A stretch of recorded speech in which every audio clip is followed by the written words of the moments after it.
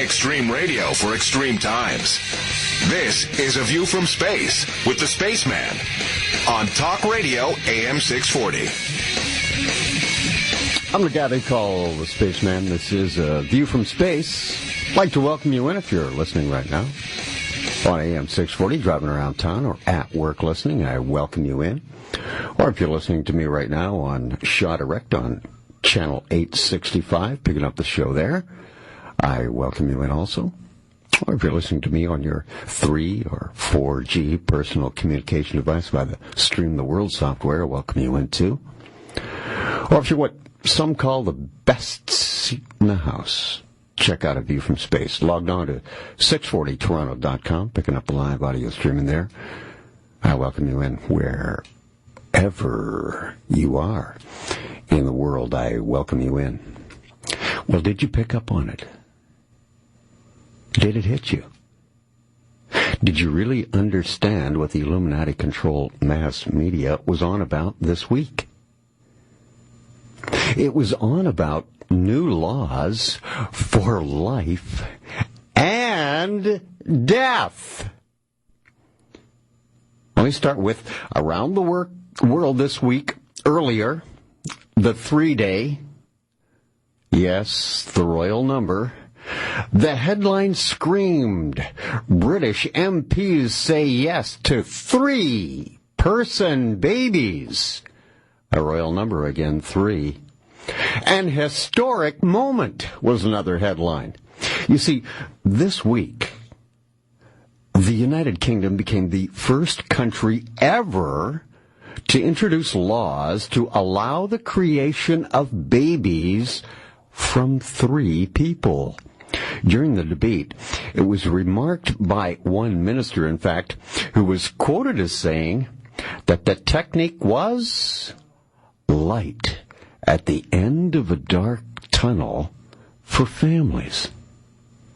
Remember now, in the occult, light is knowledge. So what he was really saying was, my words here, knowledge, light, has been found in our tunnel vision, which is to experiment with anything whatsoever in our search to get the knowledge of how to create life itself from scratch. This is so that man might become God himself, to have the capability to create life from scratch. So far, the Illuminati's scientists / black magicians can only dissect, take apart, and rearrange what has already been created and manipulate that to get a living creature. Don't you get it?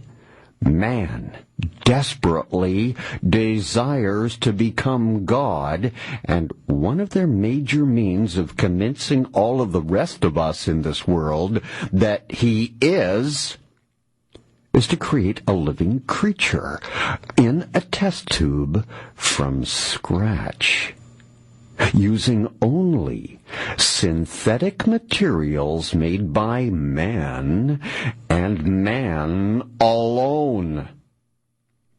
This is why the great push, the great sell job is in high gear now. It's shifted. It's in high gear to try and achieve this goal, which has been going on for quite a while now, in fact. In vitro fertilization, as it's called. In vitro simply means in glass. And in vitro fertilization is the process by which eggs are removed from a woman's ovaries, mixed with sperm in a laboratory culture dish. Fertilization then takes place in this dish. Then the contents of the petri dish are placed in a woman's fallopian tube. She then grows it and carries the child to conception. But it was created in a dish, in a lab, and brought to term in a woman's body. Thousands of what are known as IVF babies have been born that way since the first one ever back in 1978. This new law is coming to the UK and other countries. One more vote in Britain is all that's going to be required in the House of Lords, and then it will become law. And then the first such baby could be born as early as next year. Notice all the timing of this battle for death and life this week, forcing a debate on the creation of life, and at the exact same time in Canada, here where this radio show emanates from, a Commonwealth country, a law is passed by the Supreme Court on the destruction of life. Yes, the right to assisted suicide is about to become law in Canada. There are 12 months remaining for them to make it a law and get the wording of the law right. Yes, the royal number also. How ironic is it that both of these heavy, deep concepts of life and death are being forcibly debated and are being done simultaneously? A two-pronged attack. One in the UK, one in Canada. They're also calling the one in Canada this assisted suicide, and they're actually changing the wording of assisted suicide. They don't like that because suicide actually means killing someone taking their own life. That is murder, even if it's to your own self. They're calling it now assisted dying.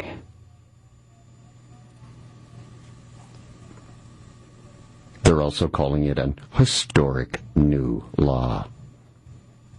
That's two historic laws in 1 week on life and death. I mean, are there any deeper concepts in the world?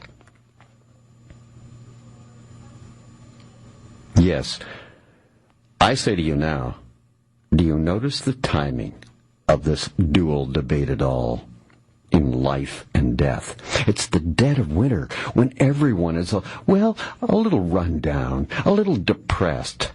You know, a bit down on energy because it's halfway through the winter when people are sick with the flu. Not feeling that great. It's the time of year when most are at a low point in their weekend. When you're feeling down and sickly or even shut in, you're very vulnerable in this state.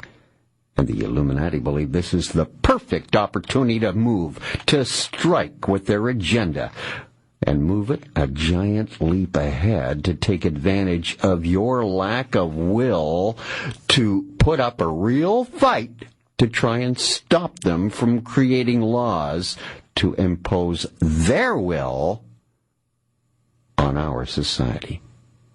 The Illuminati are using science/black magic powers to control the masses and to engineer this society we live in to what they themselves want. I've said this many times on AVFS, Talk Radio, AM 640, that we're all living someone else's dream. Don't you ever get that feeling too? Just hold the music a second, another minute, and I'm done, just to make this point. Now, don't you get the feeling that we are living someone else's dream? Your country isn't the place you once knew and loved when you were growing up. It's changed. It's never going back to what it used to be. It is not the place that you knew and grew up in and felt at home in. It's quickly now changing to a place where you're not very comfortable anymore. That's the point. The elites want you to get rid of this old broken system to convince you it doesn't work anymore. They're going to make it even worse, too, if you can imagine, to convince you it's irrevocably broken and can't be fixed. You see, what's happening to your country and the laws of your land, they are not what you want. They are being forced on you. The truth is, what we are indeed living someone else's dream. It's our overlords. The elites are fashioning this world the way they want it to be, and are now preparing you to accept their leader, who is the Antichrist when he steps up on the world stage with his new world order, this new global empire. This is Spaceman, Talk Radio, AM 640. Back with more in just a moment. And I'm just getting started. I'm the guy they call Space. This is A View from Space. It's Talk Radio, AM 640. You can email me. I communicate by email only. 2 locations, 2 addresses. One is spaceman at 640toronto.com. The other one, space at 640toronto.com. McKellar, P.S. writes, hey, what else is new? Man and demons have been playing God since the garden. In the Garden of Eden, of course. I'll be talking about that tonight, too. And it's their dream. Our nightmare. My emailer states. And it's going to get worse. Reiterating, really, basically, what I said also. They start rolling in before the show even begins. Now, one of the big reasons the elite rich have surrogate mothers, I've been through the royal families, and I don't know if you've heard the shows or not, but many of them have been born to other women. In vitro fertilization. It's been going on for quite some time now, and it is now perfected so that there can be designer babies. You know how a beehive is constructed? There are drones who cannot mate. There are worker bees. There are the ones who service the queen. Each has their place. They're specifically bred for a specific purpose. This is exactly the new system that the world is going to be subjected to with the Antichrist and his new world order. There will be births, all right, but they will be designer births born into whatever class. And as I said, one of the big reasons the elite rich now, surrogate mothers, the women carrying children, destroying their body? That's not going to happen. Other women can carry their kids for them because it is vanity. They don't want to ruin their bodies. The elites want to stay pretty and attractive and young all of their life if they can. Just look at Hollywood's elite with their constant cosmetic surgery, desperately wanting to hang on to their good looks, to their youth. The real reason, as I've already stated, for in vitro fertilization and this test tube babies. They even called it test tube babies years ago, and if you'll recall, is to prove man can create life and kill. To give life and to take life at their will, under a law of the land that will allow them to do just that. Cause life to be born the way they want it, and take life when they believe you should no longer be here. That's the bottom line in both of these brand new historic laws that are coming. And you notice both in the same week, as I reiterate again, in the dead of winter when everyone is depressed, low, and has no fight. The UK will be law with just one more vote.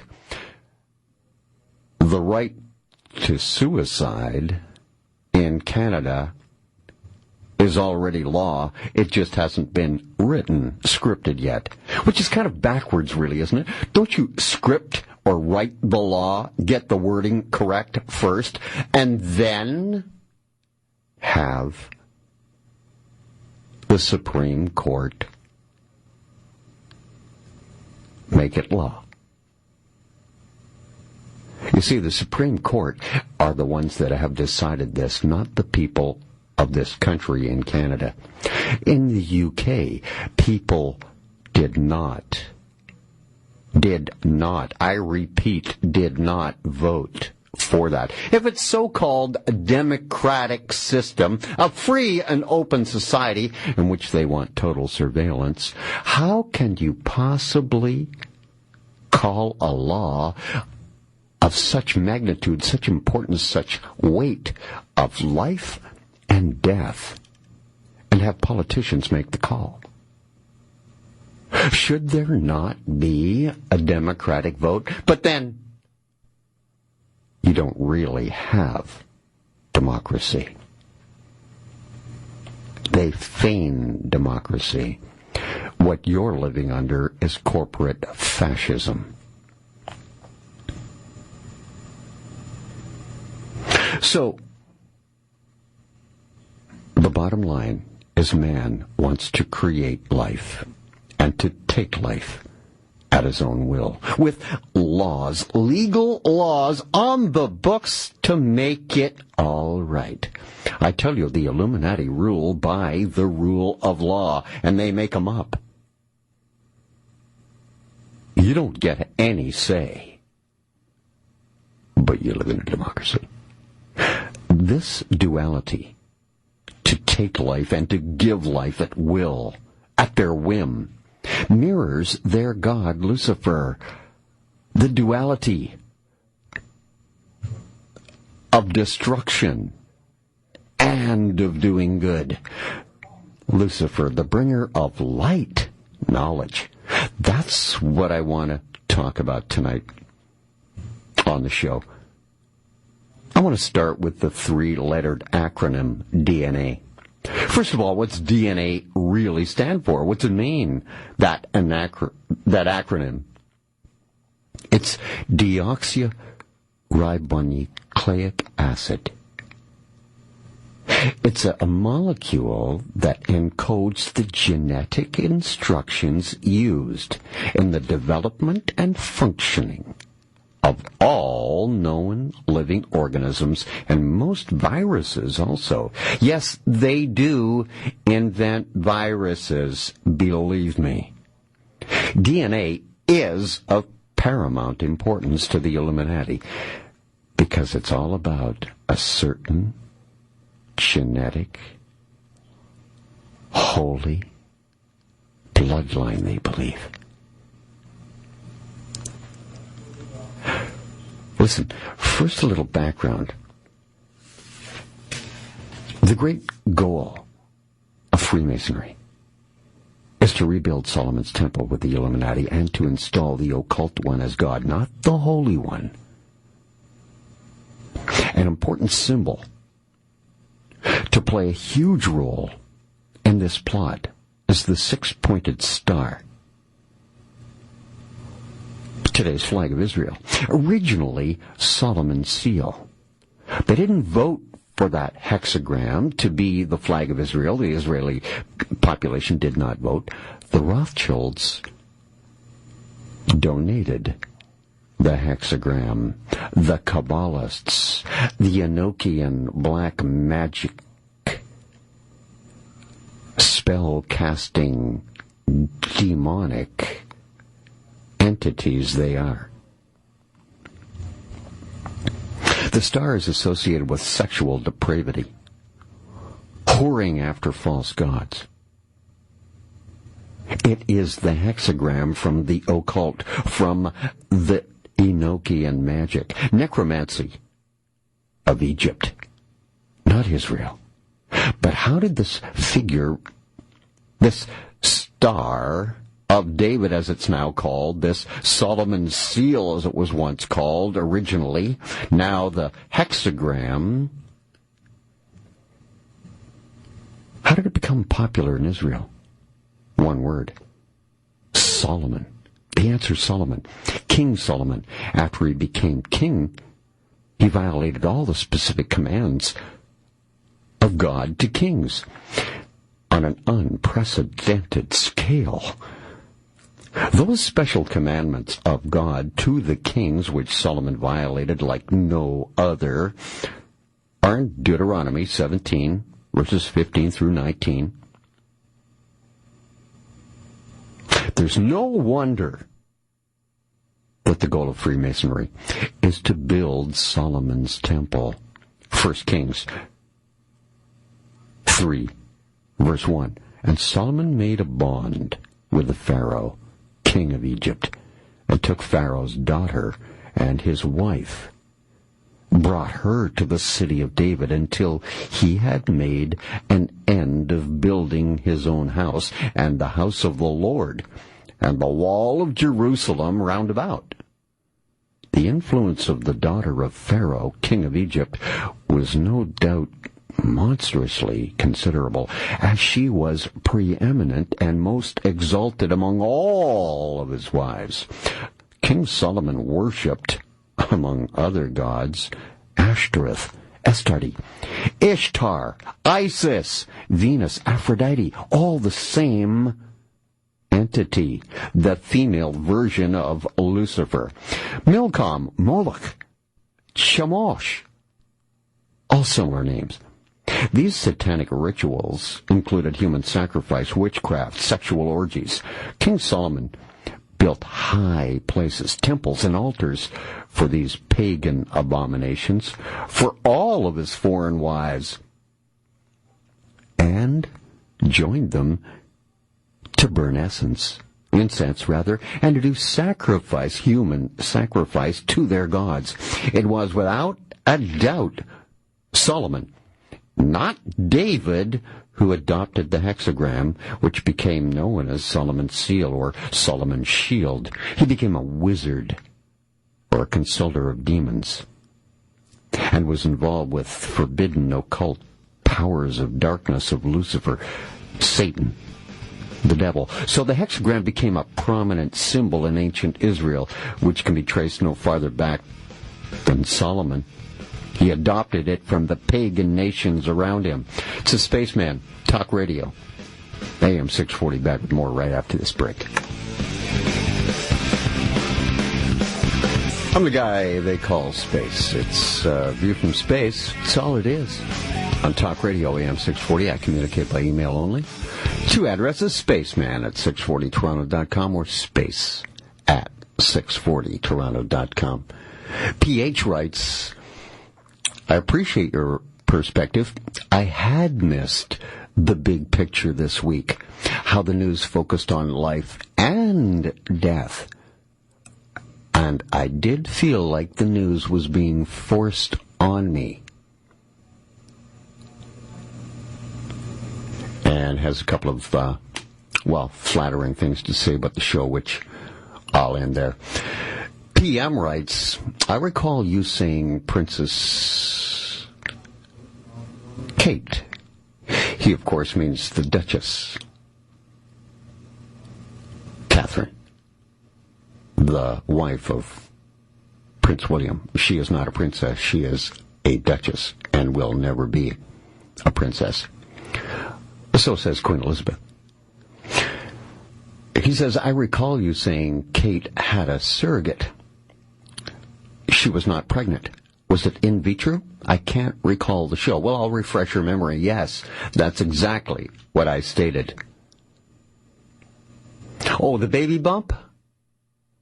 Oh, a nice little, push-up bras. They have baby bumps you strap on too. And in very sleek, beautiful dresses. There are no other lines showing. Just the bump. The baby bump.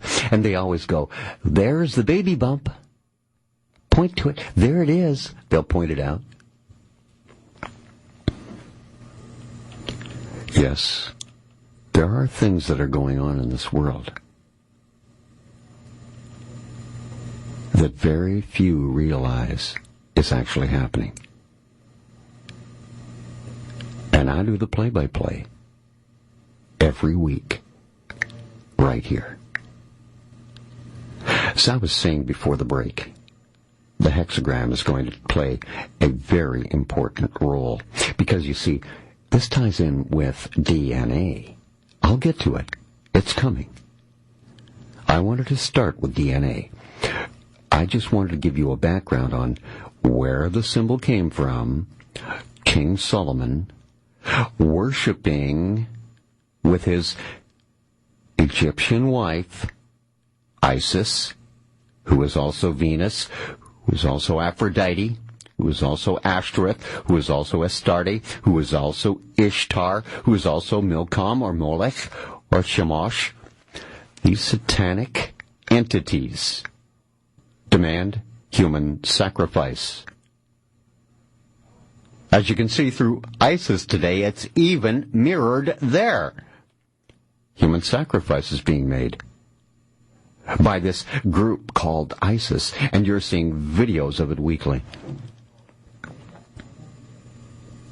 The latest one was with Moloch, burning of fire.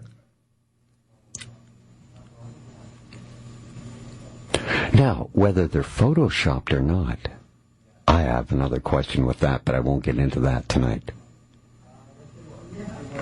But there are some pretty strange, scary things going on in your newscast, as you could well see with Brian Williams, the former anchor of a huge television network, the number one newscast, as a matter of fact, in America, who has temporarily stepped down because he lied. He didn't misspeak. He didn't mistake. He lied about taking enemy fire in Iraq in a helicopter to sell the war to you, to sell the war that everyone's involved. I mean, here in Canada, we've never before been flag-waving, patriotic, crazy like America, and we've never trotted out our military equipment at a hockey game. Tonight was the first time. Cannons were brought out onto the ice surface of the Air Canada Centre at a hockey game tonight here in Canada.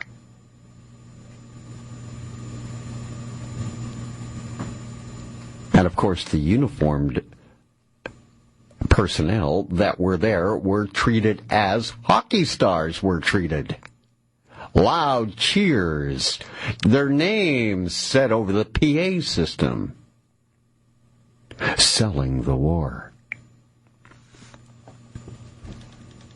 So you see, this push is in high gear. And this symbol, the hexagram, along with the coming laws of DNA and the right to suicide,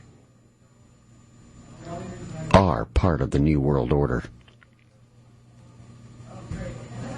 It was, without any doubt again, I'll remind you, Solomon, not David, who adopted the hexagram, which became known as Solomon's Seal or Solomon's Shield. He was the wizard, the black magic magician, the consulter of demons, and was involved with forbidden occult powers of darkness from the satanic one.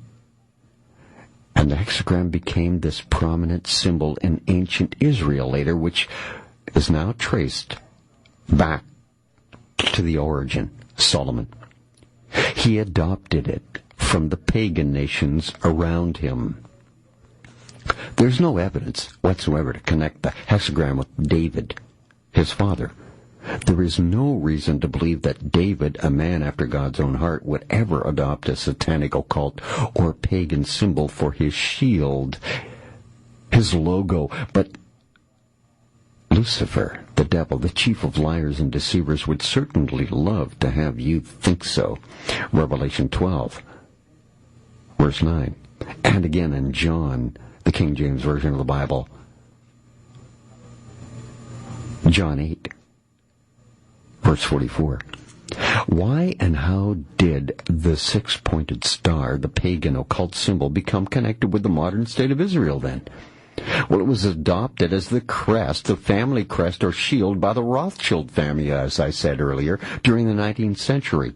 The Rothschilds bought a lot of property in Israel from the Turks and the Arabs and were the largest financial supporters of the Zionist movement in the early decades. The influence of the Rothschilds and their heavy financial support of Israel led the Jewish nation to adopt the so-called Star of David as their own symbol as a nation that was on the flag. The Masonic book, called The Second Mile, an Eastern Star book, reveals that the six-pointed star is a very ancient symbol and one of the most powerful. The hexagram is used in magic, witchcraft, sorcery, occultism, and is the casting of zodiacal horoscopes by astrologers. It was considered to possess mysterious powers. Yes, magicians, black magic magicians, alchemists, heavily use the six-pointed star. The sorcerers believed it represented the footprints of a special kind of demon called a trud, and used it in ceremonies both to call up demons, summon demons, and to keep them away. The witch will stand inside of a hexagram within a circle to be guarded from harm by the spirit, the destructive spirit they conjure up. As long as they're inside, they cannot be harmed. If they ever stood outside, they would immediately be killed by the demon they conjured up themselves. The six-sided or hexagram star is revered as a religious symbol by the Hebrews, who call it the Seal of Solomon, and the Hindus, who call it the mark of Vishnu. Vishnu, a god-man who was half man, half fish. Exactly like the Nomos, the African tribe, who say a god-man, half fish, walked out of the water from outer space and originally journeyed to Earth from the dog star Sirius, which of course I've talked many times about with the Egyptian occult. This Seal of Solomon is also remarkably similar to the symbol that's used by the Raelians, who have kind of disappeared lately, haven't they? The Raelians are a tiny sect of occultists that believe they are scientists from another planet. They are related to them, and that these scientists from another planet created all life on Earth using DNA. This DNA, as they call it, is man trying to find out how life is formed, then copy it themselves, which they will never be able to do. Here's what the Illuminati believe about DNA. DNA, the ancient Kabbalistic tree of life, portrayed in the biblical Torah, is now coming to be viewed as a live, vibrating structure. Many modern scientists now see DNA as a shimmering waveform configuration able to be modified by light, by radiation, by even magnetic fields or sonic pulses. The legacy of Thoth, Enoch, suggests this language of light, this knowledge of light, this harmonic science of the ancients could actually affect DNA. Enter sacred geometry here. The Illuminati used that as well as astrology and numerology to deceive and cast their black magic spells. They believe the Merkaba spirals us by virtue of our DNA out of this reality and spirals us, spins us from one reality to another. There are 6 pairs of twin strands. Of course, I told you about the Star of David, the 6-pointed star. There are 6 pairs of twin strands in a DNA structure. 6 is from the Star of David and the Merkaba. The Merkaba has 12 strands, equaling the 12 tribes of Israel. We all have a Merkaba field around us, the Illuminati believe. We use it to connect with the higher dimensions once we find out how to use it, when we become enlightened. It is the divine light vehicle used by the masters of our earth to connect with and reach those in tune with the higher realms. This also balances with our yin-yang, our duality, our polarity, our electromagnetic energies.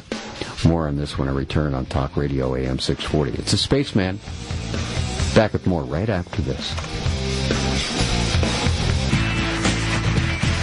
That's me. I'm the Spaceman. It's Talk Radio AM 640. This is A View from Space. You can email me at spaceman@640toronto.com or space@640toronto.com.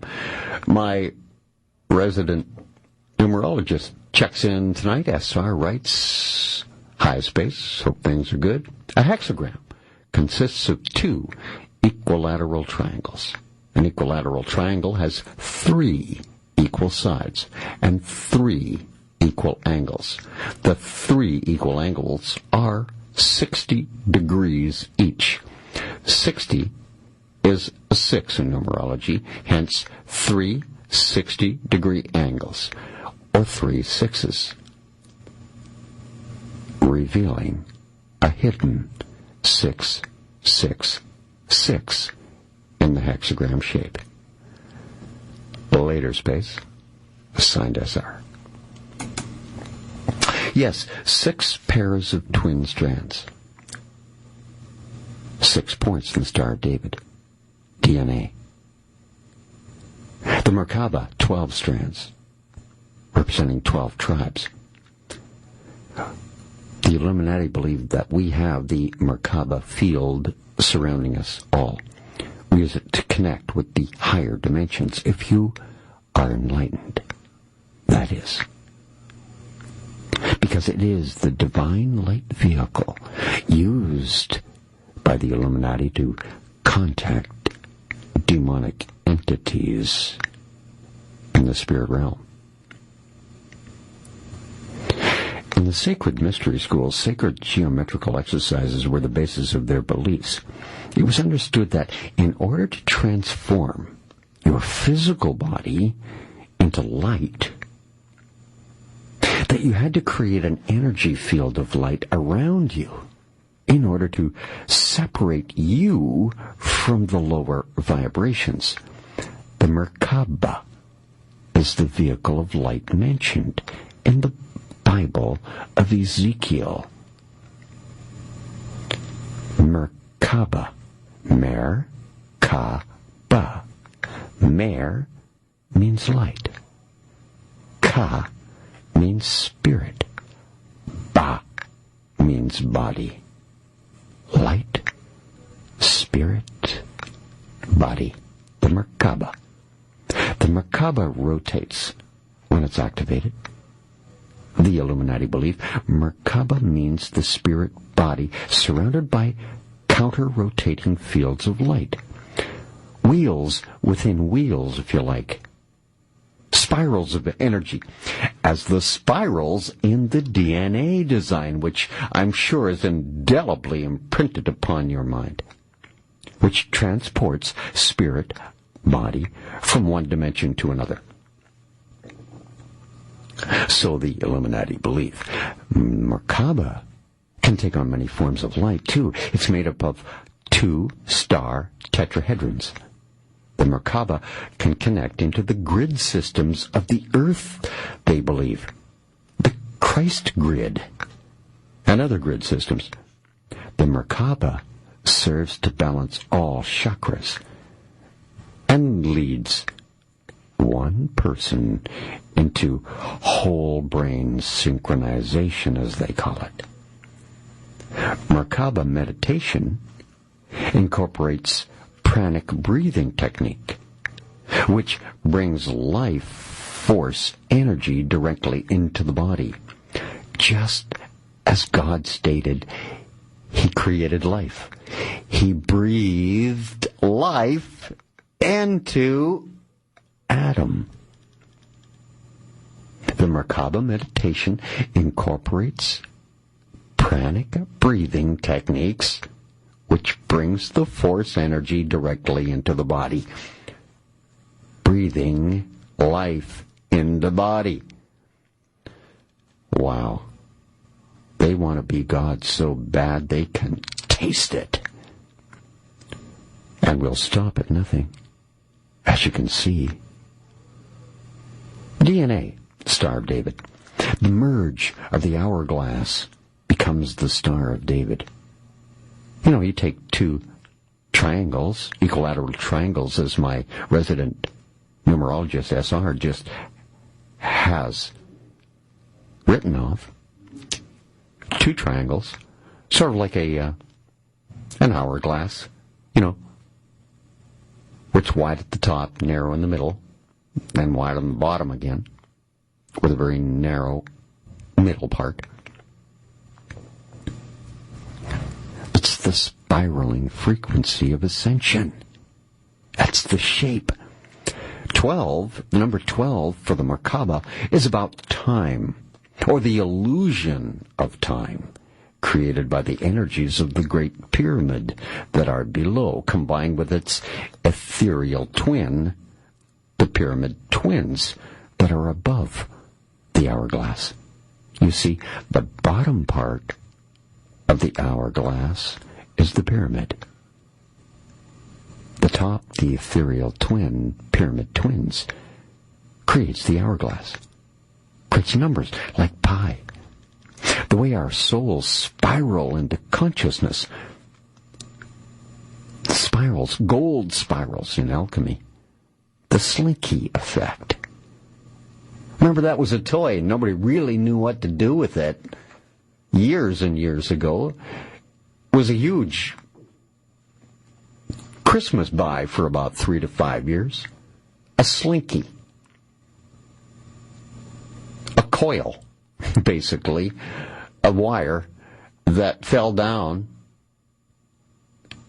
If you put it on a step, it would fall down each step, keep constantly piling up upon itself, setting itself right again, then flipping over at the top, rolling it all down as it spirals down the staircase or whatever you put it on that had it a descending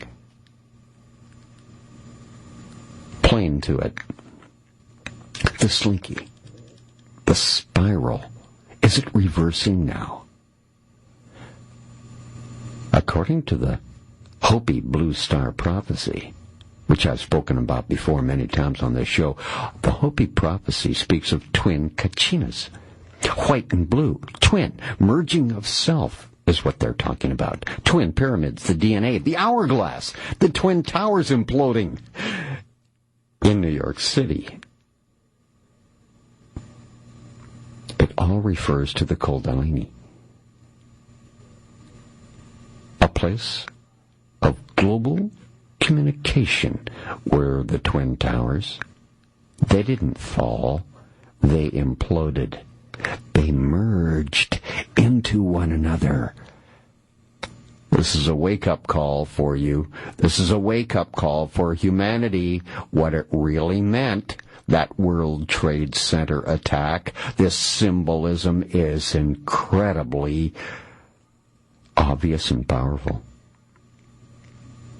The Great Pyramid is a double helix. The Rainbow Bridge, DNA. Jacob's ladder, the tree of life. The twin serpents, the twin towers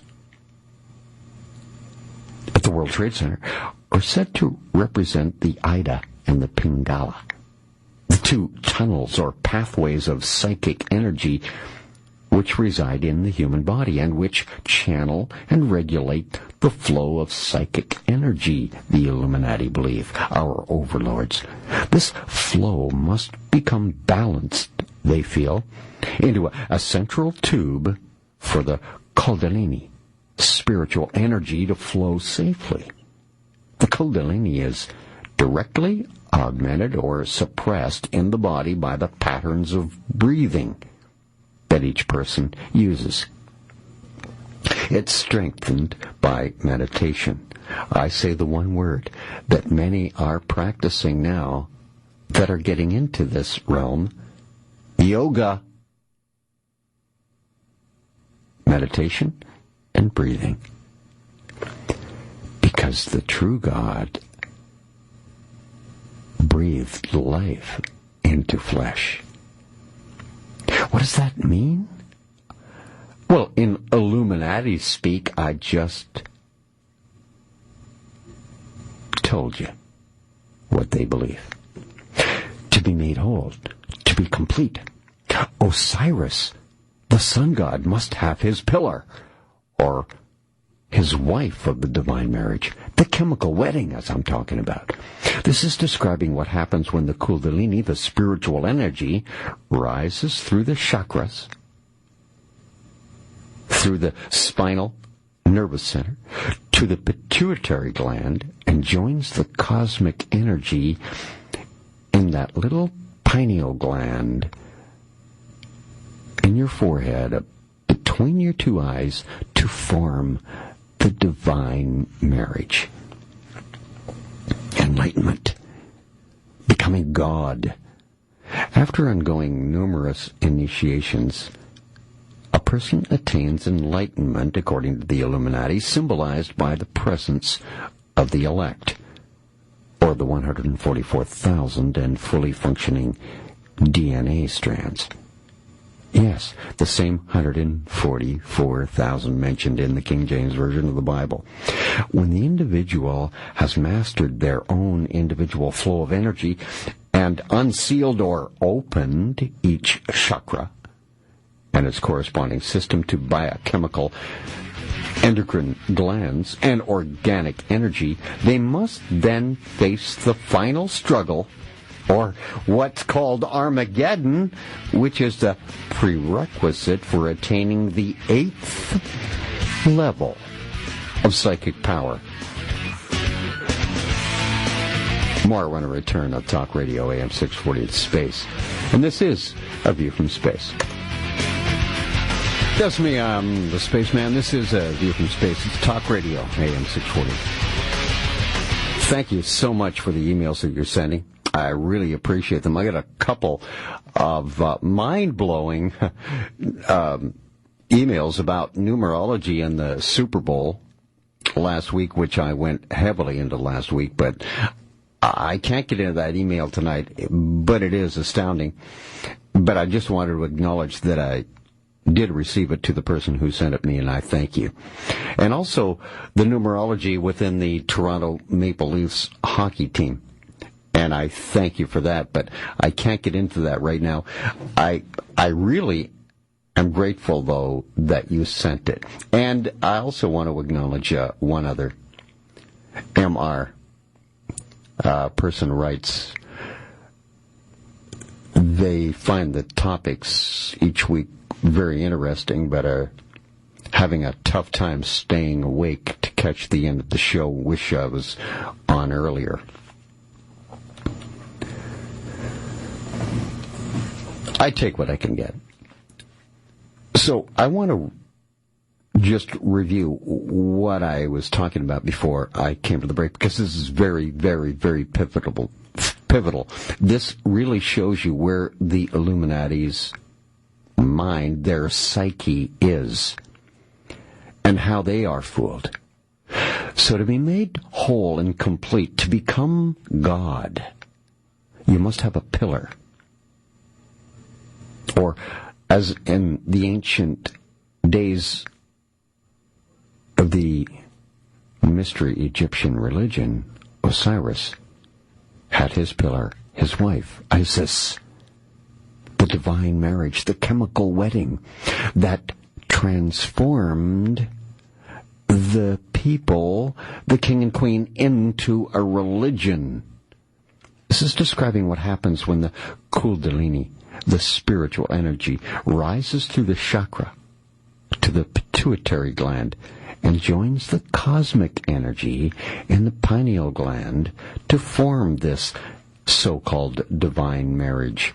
Now, after going through a few initiations, you attain enlightenment, symbolized by the presence of this group of people and by the 144,000 fully functioning DNA strands. When the individual has mastered their own individual flow of energy and unsealed or opened each chakra and its corresponding system of biochemical endocrine glands and organic energy, they then must face the final struggle, or Armageddon, which is the prerequisite for attaining the 8th level of gaining psychic power. The fully enlightened individual attains what's known as Christ consciousness, which the number 888, the 888, the sun worshipper's number, magnified 3 times. It symbolizes the Christ conscious. Then they master the physical and metaphysical laws of karma, which is how the person, man, becomes immortal and is freed from the necessity to reincarnate once again.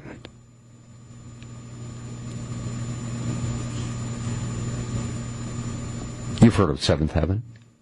Seventh heaven is reaching that seventh heaven when you've reincarnated here on earth 7 times. The 8th, you become God and no longer are trapped in flesh. That's what they believe. The truth is quite different. The 64 elements, or codons as they're known, of the DNA are the total of 20 amino acids with varying quantities of this 64 codons plus 2 and 1 stop codon. Kabbalah, the Book of Enoch, the Black Magic, and the Tarot cards both describe a belief system with 22 elements also, a double 11. The crop circle cards also use a similar system. 4 is the most used number in the whole universe. 3 dimensions of space and 1 of time. 4. 1 is always different, opposite polarity, working as a centerpiece for the other 3. So on this level we have gravity, electromagnetic waves, weak atomic force, and a strong atomic force. It's the science of bonding atoms into molecules. I'm going right down into the very structure of things now, which is exactly what the Illuminati are now able to do with their technology. But they still can't create life. I don't care how closely and deeply they can look into life and its conception. We also have 4 elements: earth, water, fire, and air, used to shape our world. Then there's cytosine, thymine, adenine, guanine. They make up the building blocks of DNA. Then we have nitrogen, carbon, hydrogen, and oxygen. 4, each with 4. Cytosine, fundamental building block of DNA. Thymine, fundamental building block of DNA again. Adenine, another building block of DNA. And finally, guanine. There are 4 building blocks, like a building, 4 sides. Now, which dimension are we on? Bear with me here, because this gets really good. Taken from Isaiah and Daniel. For in the sky, the stars and Orion will shed their light no longer. The sun will be dark when it rises, and the moon will no longer give its light. I am going to shake the heavens. Supposedly, the Messiah will give a sign to the nations. Michael will appear. The Son of Man will come on the clouds of heaven, and the Messiah shall gather the lost ones of Israel from the 4, there it is again, corners of the earth. The second coming is happening within. The throne of God is a sacred geometry symbol for the golden mean, and represents the seat or basis for the created world and rebirth, moving from 4 now to 5, equaling life.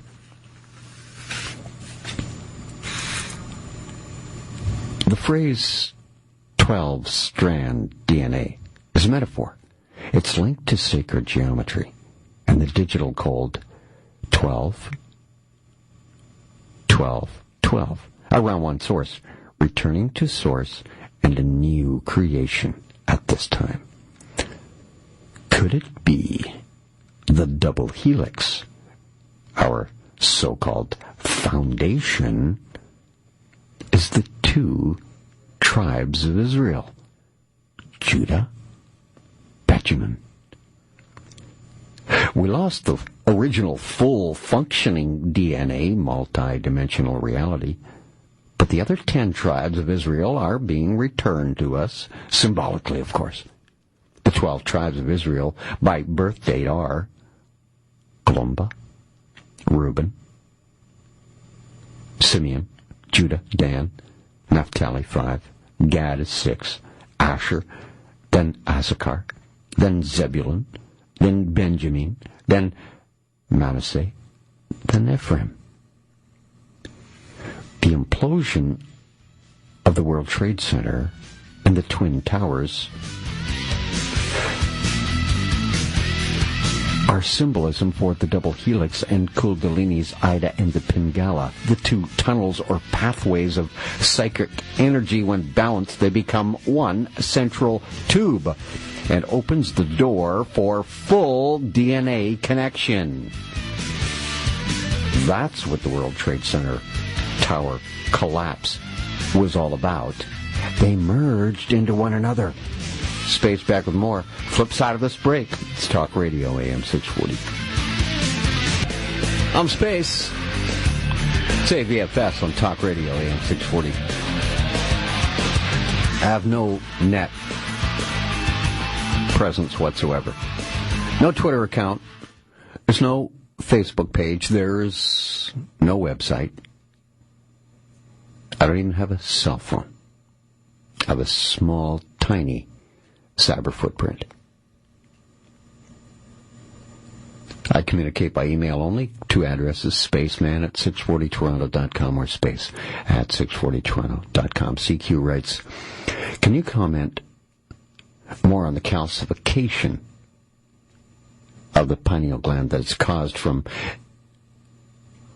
Federal Drug Administration's approved fluoride in the water, aspartame instead of sugar, GMO foods, etc. The Illuminati do,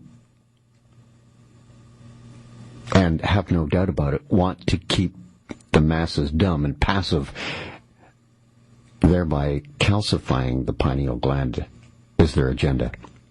Then I listened to L.A. Marzulli, who warns of doing Kundalini yoga and how it causes satanic energy flowing through the chakras to the pineal gland and causing satanic possession. That's just what I have described that the Illuminati do to become God.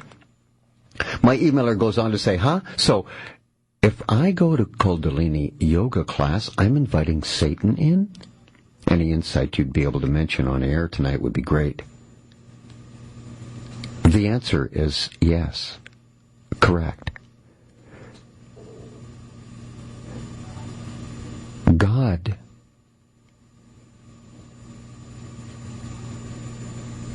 to a human being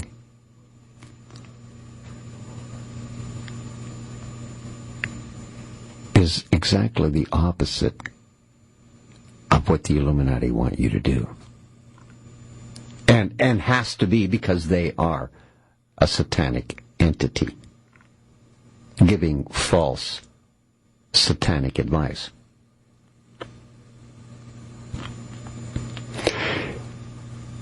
If you truly want to be in touch with God, don't go within. Go out.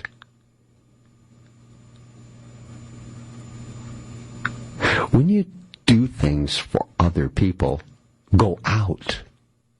Instead of concentrating on your own little self and your own situation, go out. Think of others. Help another. And you'd be so surprised how quickly you start to feel better about yourself.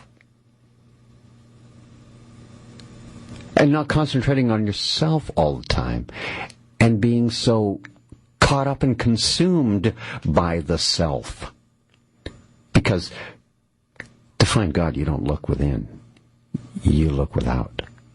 You go outward and do other things for other people.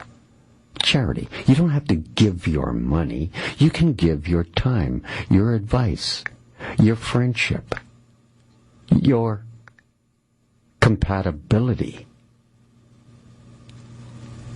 And you will find that you're much happier than looking within and going through all of the complicated, mesmerizing gobbledygook that your mind will come up and throw at you to find yourself. Don't look within. Look without. Look outside of yourself. The Illuminati are looking in because they are self-consumed. Jacob's pillar stone, or stone of destiny, is that their DNA? Jacob, you see, used a stone for a pillow at night, and he wrestled with God, it's stated in the King James Version of the Bible. After God changed his name to Israel, he then used it as a pillar to mark the covenant he made with God. Tradition has it that the stone was taken to Egypt and later to the Promised Land when the Israelites came out of Egypt. The ring lords return, called Leofail in Ireland, Jacob's pillar stone. In Irish Gaelic, it's Leofail. Was used as a pillow upon which Jacob, as I said, saw his visions from God in a place he called Bethel, house of God, meaning there. The stone, from that moment, was predestined to become Christ's throne on earth, according to the Illuminati, and it was taken by Jacob and his children to Egypt. 400 years later, the exodus from Egypt under Moses and the wilderness 40-year punishment wandering came about. The Leofail was carried on a pole until the Israelites conquered Canaan and built Jerusalem. That's the story of the King James Version of the Bible. The Leofail, or stone of destiny, then became the throne of King David, who slew Goliath the giant with a stone from his sling. So says the KJV. Every one of the succeeding kings from David's line were crowned upon this Leah-Phale, this Jacob's pillar, which was kept in God's house, the temple, the holy temple built by David's son, King Solomon, on Mount Moriah in Jerusalem, until King Zedekiah was overthrown by King Nebuchadnezzar of Babylon for breaking the covenant. Nebuchadnezzar of Babylon's soldiers destroyed Solomon's holy temple on Mount Moriah, which is the holiest place on earth because it is where Abraham, centuries before, had offered to sacrifice his miracle son Isaac for God. Ezekiel 21, verse 26 states, "Thus saith the Lord, I am. Remove the diadem, sovereignty, and take off the crown. This shall not be the same. Exalt him that is low, the line of Zara, and debase him that is high, the line of Pharez." Zara and Pharez. Ezekiel 21:27 states, "I will overturn," number 1, overturn, 2, overturn, 3, it, and it shall be no more. Overturned until he comes whose right it is. And number 4, I will give it him. I'll give it to him, Shiloh, the Christ. Genesis 49, verse 10. See the 4 basics. He will overturn twice, and the third time, and it shall be no more overturned until he comes, the one whose right it is. The Illuminati are going to declare that this is their latest progeny from the holy bloodline, Shiloh, the Christ, to lead them in their new world order. From Egypt, the stone was shipped through Sicily, Spain, overturned, and Ireland, overturned again, before arriving in Scotland, overturned again. And then finally, just as the King James Version of the Bible stated, finally placed in the throne of England, the final overturn before the Christ returns. Was there possibly a theft of the Leah-Phale, of the stone in Westminster Abbey in 1950? Before Queen Elizabeth's coronation 3 years later in 1953? The Queen of Israel, defender of the faith. Elizabeth II is not descended from the royal line of David, as they say, from the tribe of Judah. They are impostors. And from the tribe of Dan, they are.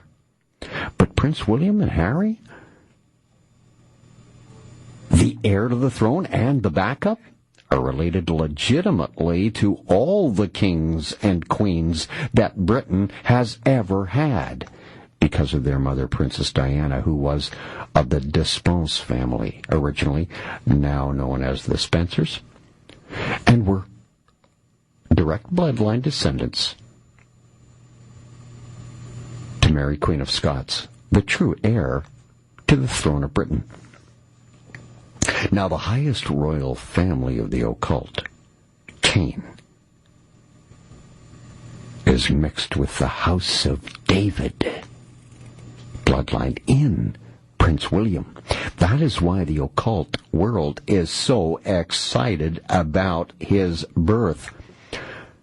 The British history of the Stone of Scone, which every monarch in Britain has ever been coronated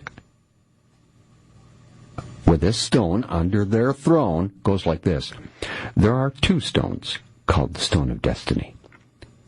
One is obviously not the genuine Stone of Destiny, but is in fact a fake, presumably made by Bailey Bertie Gray. Then there's the connection with Columba of Kells, and Iona being guardian of the stone, because the Leophale, the Stone of Scone, was allegedly kept in Columba's church in Dundee until the authorities found out and sealed up the building with the alleged real Leophale still inside it. It was then rescued by the Knights Templar, who are rumored to have it in their possession at present, secreted away somewhere in Perthshire. Yet again, we have the link with Columba because Adamann's church is built into the grave mound. Adamann, who wrote The Life of Columba around 685 A.D., shortly after Columba's death, Columba is confirmed by his prophecy titled Cineas, Cyan from the south, that means, in which the physical second coming of Christ to be King of Ireland is foretold. An event that will finally defeat the English Davidic monarchy, unite Ireland under Christ's sovereignty, and bring peace and prosperity to its people. Well, so states the King James Version of the Bible. The Illuminati are going to follow that to the letter. I'm back with more. The other side of this break, it's Talk Radio AM 640. I'm Space. I'm the guy that calls Space. Emails to Spaceman at 640toronto.com or space at 640toronto.com. Thanks for the one you sent me. Now, an ancient Irish religion, mythology, declares that Tara was also the sacred home for the Ari, later the Irish, or, as you know today, the Irish, who ranked below the Ili gods, yet above the masses, the people. Ariland, as it's now known, Ireland, takes its name from the Aris, meaning lion, or the Ilion in Hebrew, or Aryans.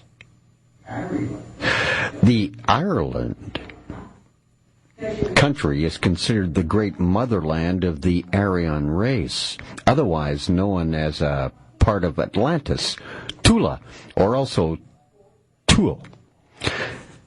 Now, Abraham had a couple of sons, and this is where Jews and Arabs are split, because both have the same exact origin. Isaac and Ishmael, the two sons. Ishmael being the line of Arabs, Isaac being the line of Jews. All from Abraham. Abraham is the foundation of both Judaism, Christianity, and Muslims, Islam. Ishmael lived 137 years, so states Genesis 25, verse 17. He had 12 sons who became the founders of Ishmaelite tribes that spread from Egypt to what is today Iraq. A lot of modern-day Arab peoples correctly recognize that they are, in fact, the descendants of Ishmael, while the Jews and the rest of the Israelites are descendants of Isaac. But all are descended from Abraham. So it's a family feud, you see. Israelite is the ethnic group claiming a covenant with God and descent from Abraham and Isaac, especially from Isaac's son Jacob, name changed to Israel. The Christians and Jews are from Jacob's son Judah's line, and particularly from Judah's son Pharez, and the so-called firstborn. Judah's other son, Zara, and the Zaraites populated Spain and the northern Mediterranean. Trojans, and the islands far off, the British and Emerald Isles, in Ireland, joining their cousins, the Danites. Dan, you see, is Jacob's fifth son. Now, one group is not better than the other. One group is not better than the other. This is symbolic. It's about connecting to the sacred. The Illuminati believe they must uncover the truth and connect to our true history and our true lineage.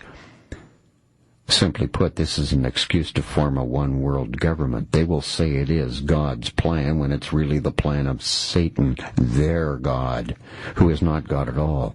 Through this plan, they believe many will experience paradise, the land of milk and honey, through the power of their thought forms and consciousness. This ability is called the crossing.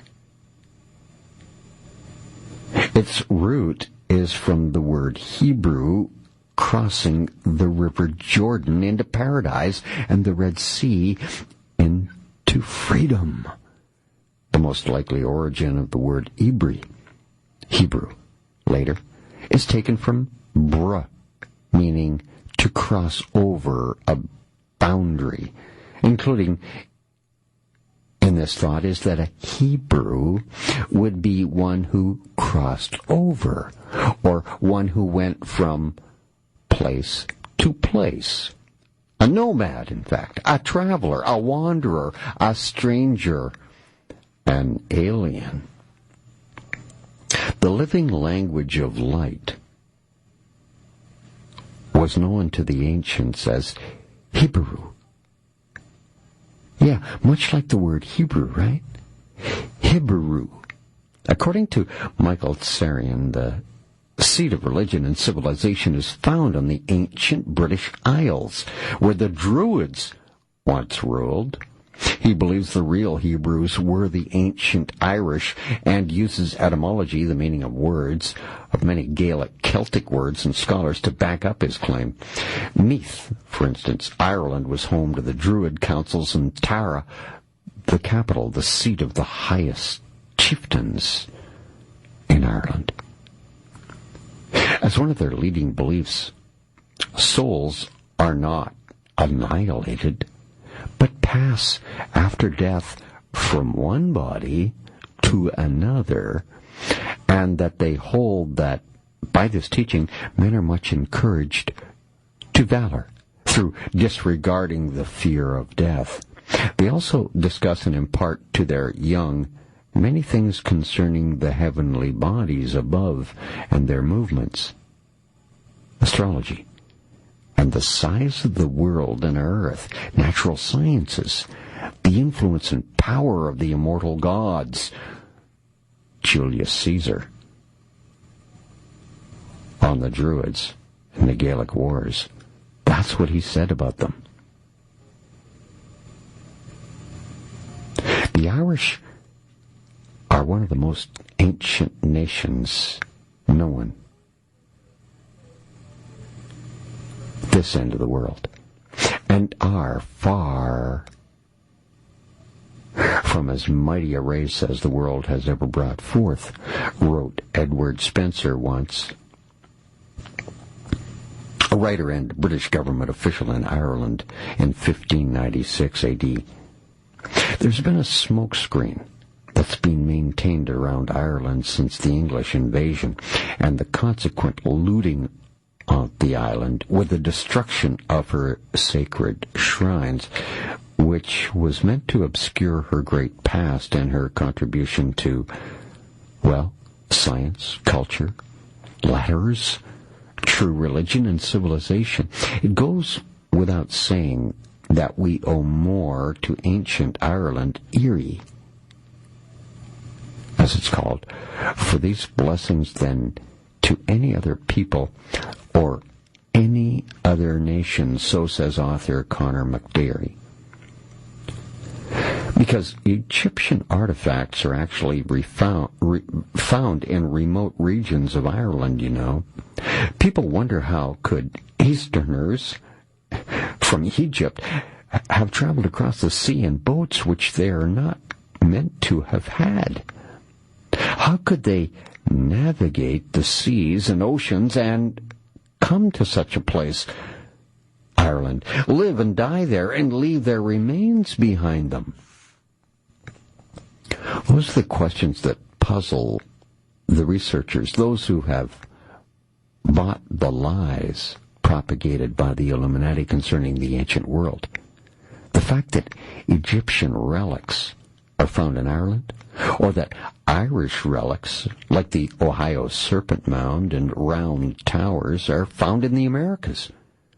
The Illuminati are embarking on a plan that will unravel all these lies, they say, and reveal the truth about mankind as to his destiny and his true purpose.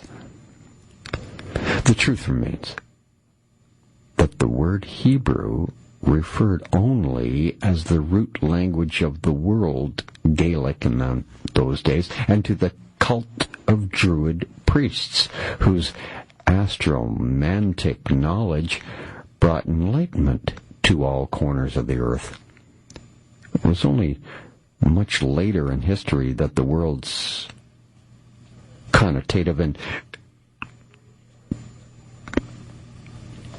those kind of meanings were rendered falsely and made to refer to ethnic and racial status.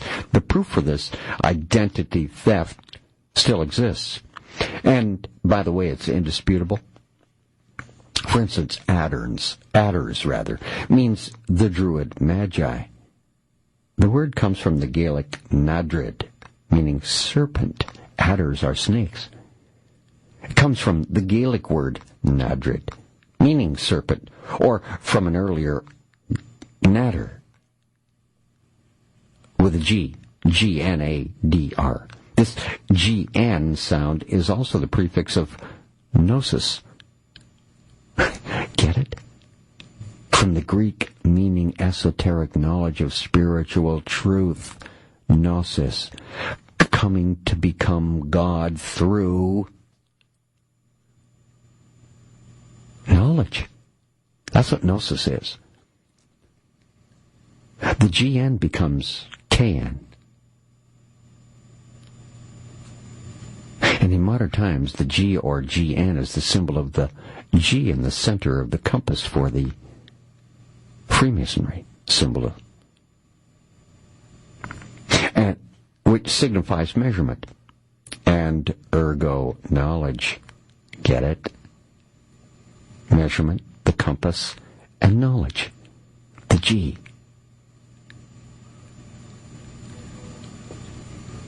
From the earliest of words meaning the serpent, natter, G-N-A-D-R.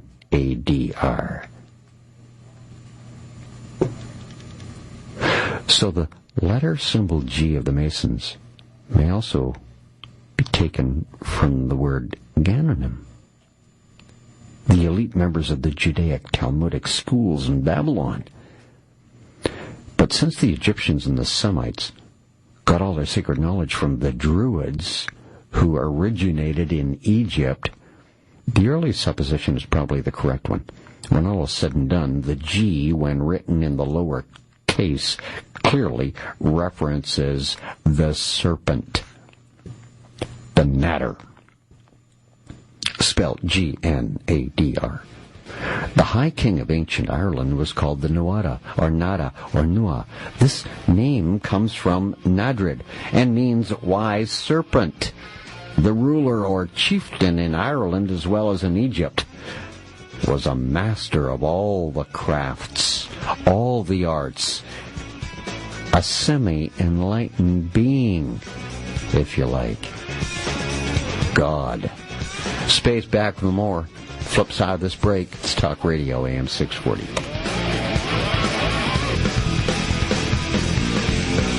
I'm Space. It's Talk Radio AM 640. Emails to spaceman at 640toronto.com or space at 640toronto.com. Thank you so much for the one you sent. I really appreciate it.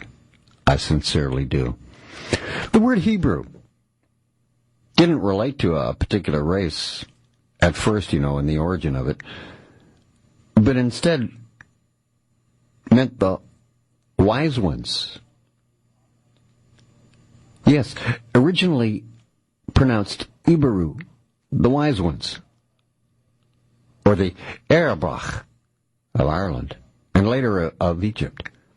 These were an ancient race of arch-magi who worshipped the stars and the zodiac, and who had churches all over the world. It was incredibly important for the ones who controlled the modern church to obscure, to hide the existence and origin of these high priests of sun worship, while their sun-worshipping Masonic ways were quietly incorporated into true Christianity. It was done in a pair of ways, which caused all the confusion. A consciousness mistranslation, and by the deliberate misspelling of the nouns. So the first attempt at tricking people with certain words concerns the Gaelic word Ebrach. Ebrach. This is the origin of Hebrew. Letter H was placed before the Gaelic term to disguise its original meaning. So it became Hebraic, or Hebrew. The second deception had to do with what they say is a chance similarity between the words Ibaru and the word Apiru. Ibaru, of course, was the origin of the word Hebrew, meaning wise ones. Ibaru. Apiru. Similarity. It was allowed to be conveniently and surreptitiously, meaning cleverly hidden so nobody would notice, turned into a name for a race of people.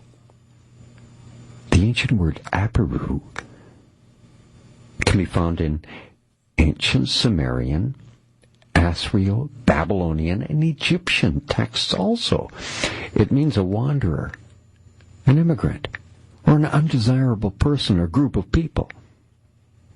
It was used to name those who were living within the borders of a sovereign country, but who were a disturbance or nuisance, and who were not wanted. Describe the Israelis in the Middle East to you at all? The Hebrew? It may also have come from the word aber, or ober, which also means passers-by, or to travelers, or those without a homeland. Apiru,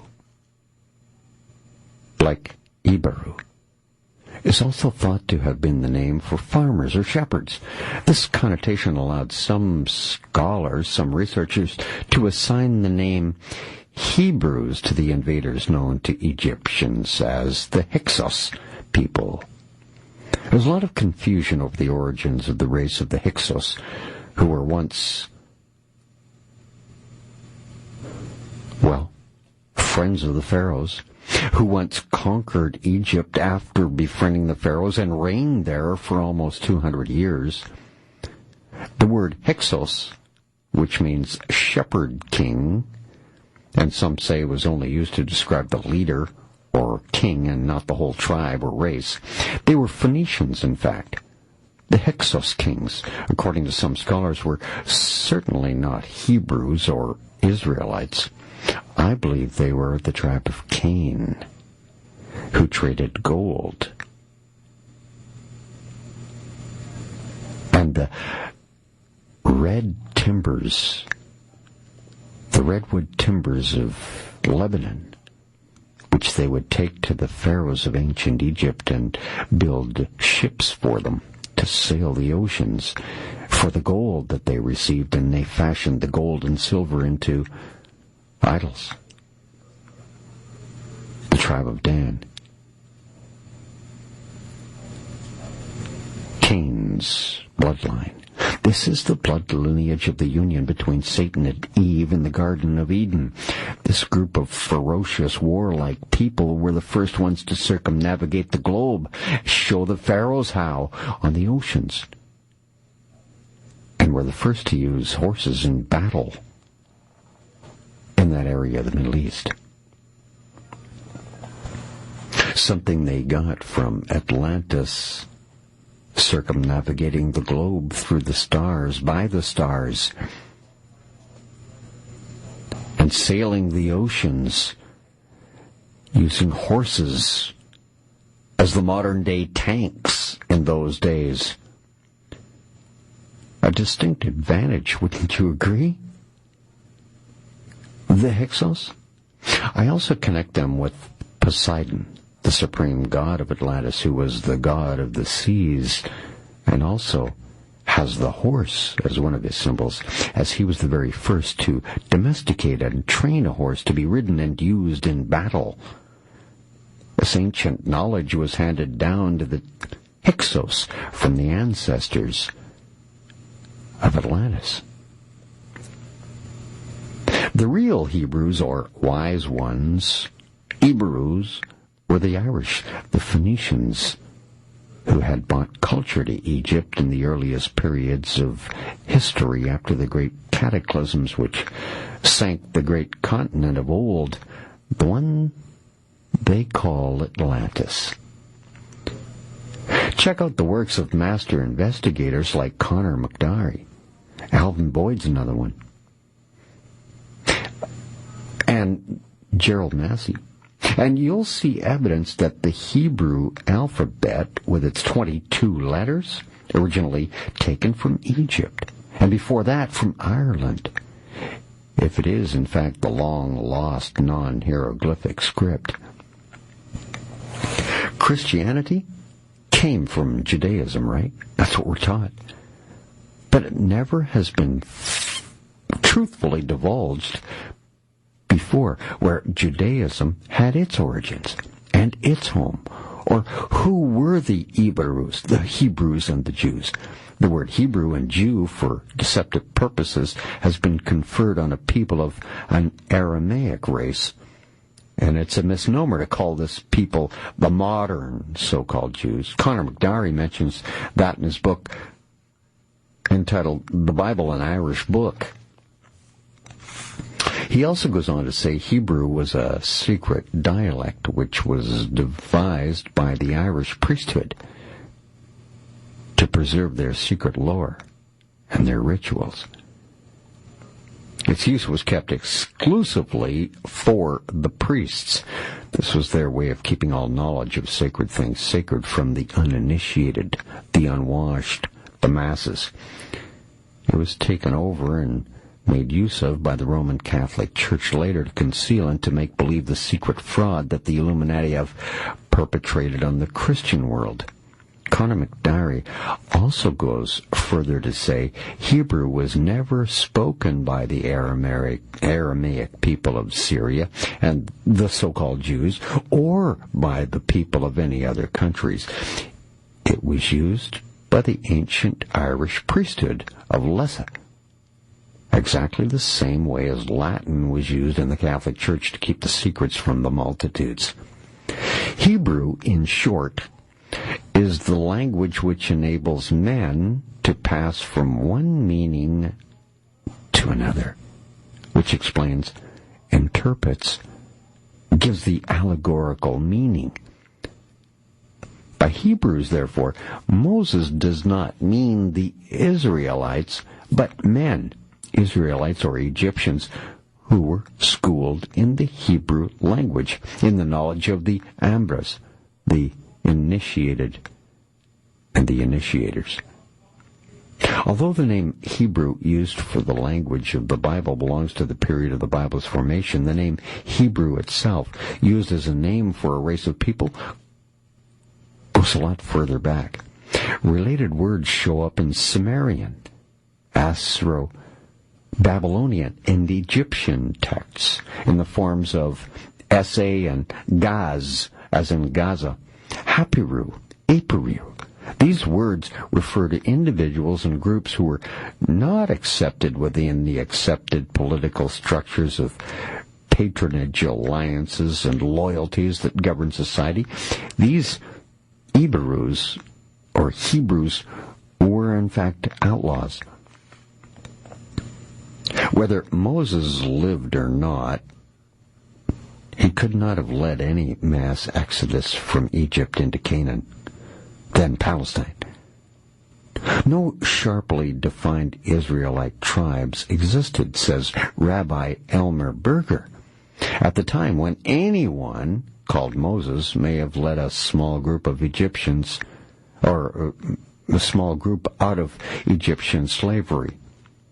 The Hebrews then were already established in Canaan, having reached it long before from Babylon on the far side. Their name, Hebrew, denotes no racial or tribal identity whatsoever. It means nomads. It's a Spaceman. Talk Radio AM 640. I'm back with more right after this break. That would be me. I'm a Spaceman. It's Talk Radio AM 640. You can email me at spaceman@640toronto.com or spaceman@640toronto.com. I thank you so much for the one that you have sent me. I really appreciate it. Now, let me just quickly mention this email that I've received from NS, asking what I know of the ancient Illyrians. Balkans area, an ancient tribe that traces its lineage all the way back to Atlantis and the lost cities of Atlantis. Because you see, several of the towns, according to Plato, one of them was called Illyria. And I do shows occasionally about Atlantis, the three ages of Atlantis, the great floods, and the footprint of Illyria and the Illyrians inhabiting that place. Now, the Balkans, I want you to recall, ended up being Yugoslavia. And you know what happened to Yugoslavia. It was wiped off the map. The name is no more. They're fighting over that area, and for good reason. The Illuminati believe that area is the ancient Atlantean tribes' homeland.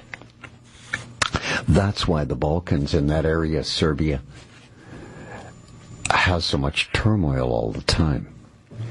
It is a place that they can cause the chaos in order to create the change. So I hope I've touched on that. And the Illyrians and Atlantis I will bring up again on the show at a future date. Tonight, it's those initiated who had passed through the inferior grades and attained the high rank of autops, or eyewitnesses. They were called eyewitnesses by the whole pagan world, Israelites and Hebrews. The name Israelite, Jews, Hebrews did never designate a political or a national body.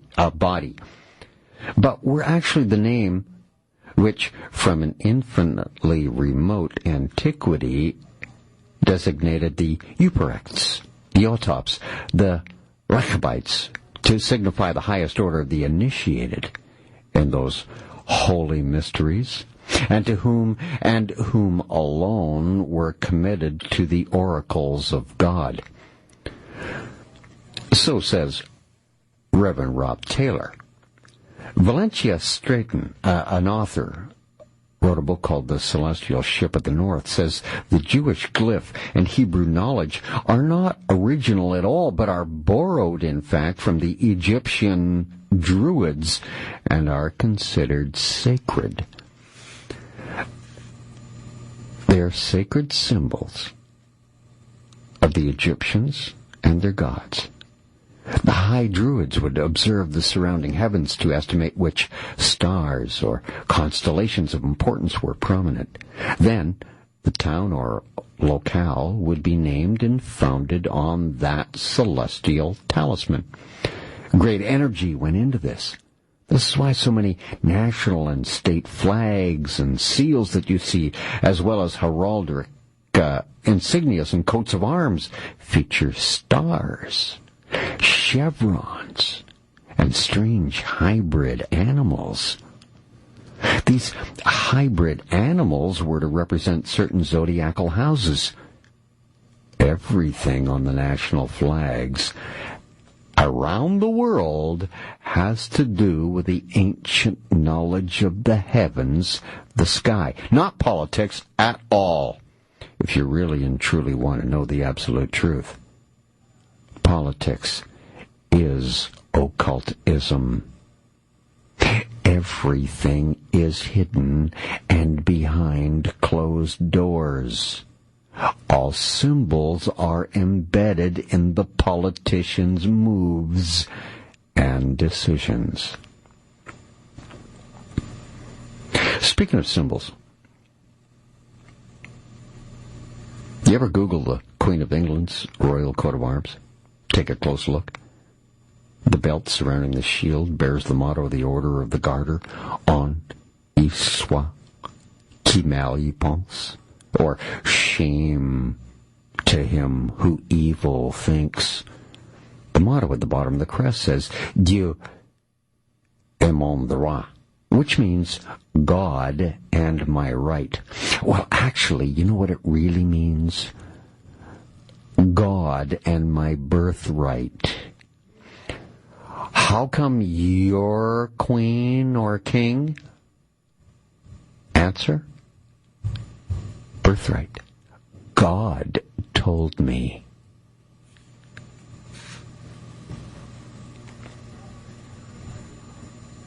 Contained in the coat of arms, Queen Elizabeth II, the Lion of the tribe of Judah, in the preeminent right-hand position, wearing the crown. The unicorn is placed on the opposite side, on the left, giving it equal stature with the lion. The unicorn? A symbol for the Antichrist. It's a horse with a horn growing out of its pineal gland. The gland located in between your eyes in the psychic world, where the Hindus put their caste mark dot on. And it is the gland that is supposedly the third eye, as it's called, and is long thought to have mystical powers, inner vision. The harp of David is also on this coat of arms, recognizes the Davidic covenant, and symbolizes the marriage of the two lines of Judah in Ireland through Jeremiah. The harp of David is also the logo for the Guinness Beer Company. That same exact harp is on the coat of arms, the Windsors.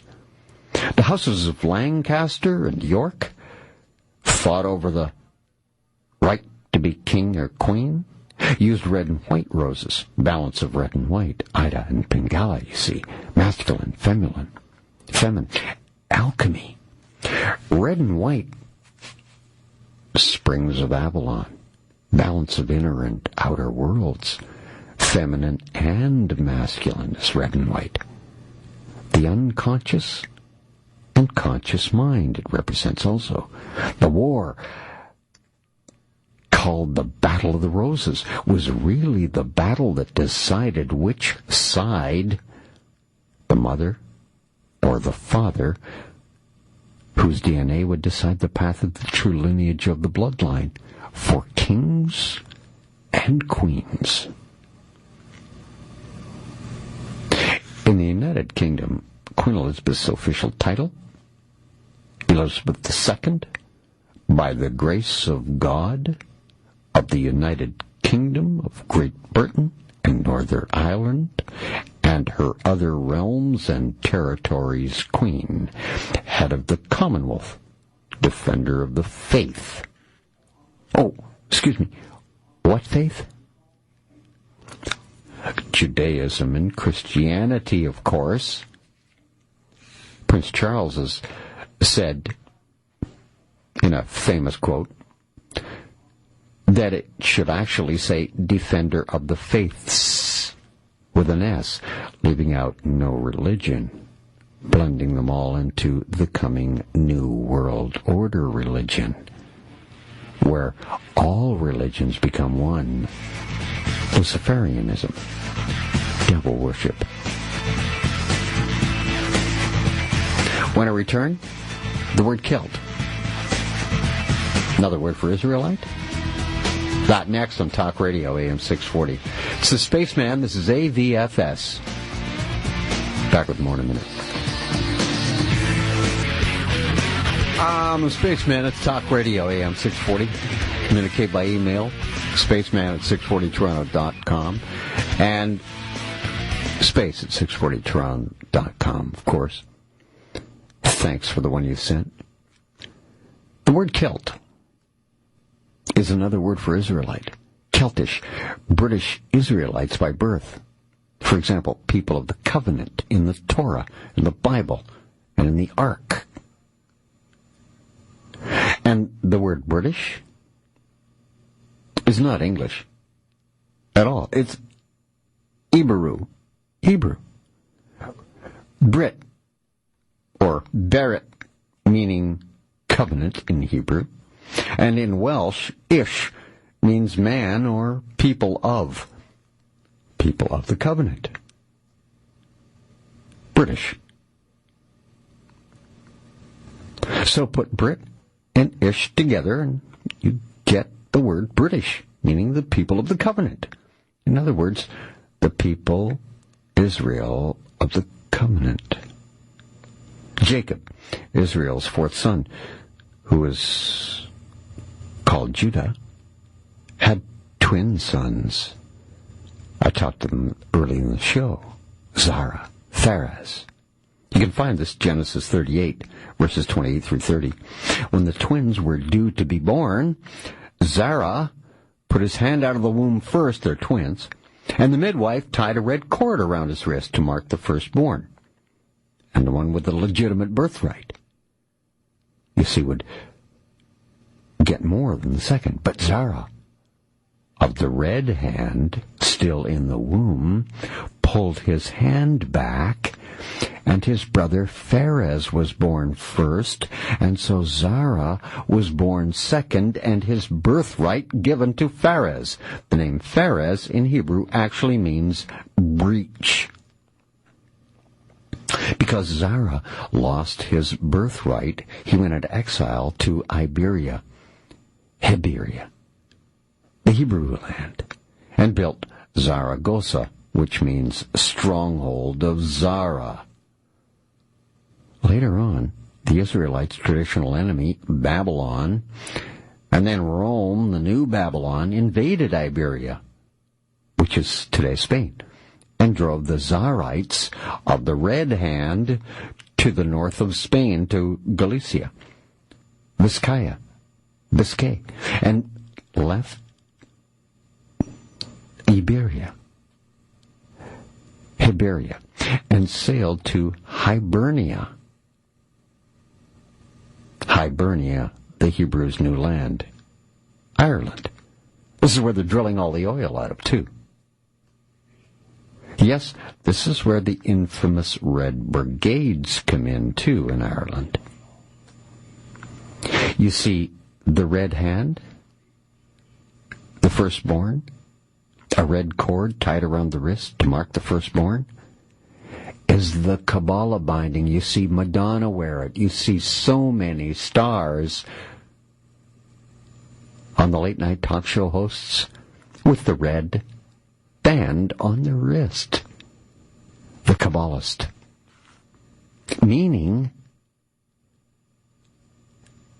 this exact story I'm talking about now.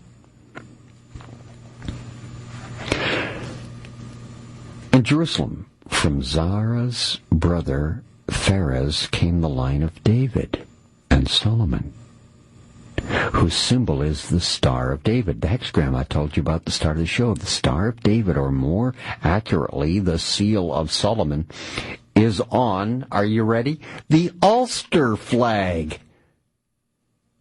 I'm not kidding you. See yourself. Google Ulster flag pic, and you'll be shocked. So when you Google this, you're going to ask yourself, how did the Star of David come to Ireland and find its way onto the Ulster flag? Nebuchadnezzar of Babylon overthrew King Zedekiah of Jerusalem from the line of David in 588 BC, and Jeremiah the prophet took Zedekiah's daughter, called Tehaphthi, Jacob's pillar, also called the Leophale, stone of destiny, stone of Scone, or the coronation stone, and the Ark of the Covenant, taken from Jerusalem via Tanis in Egypt. It's all recorded in the Raiders of the Lost Ark flick.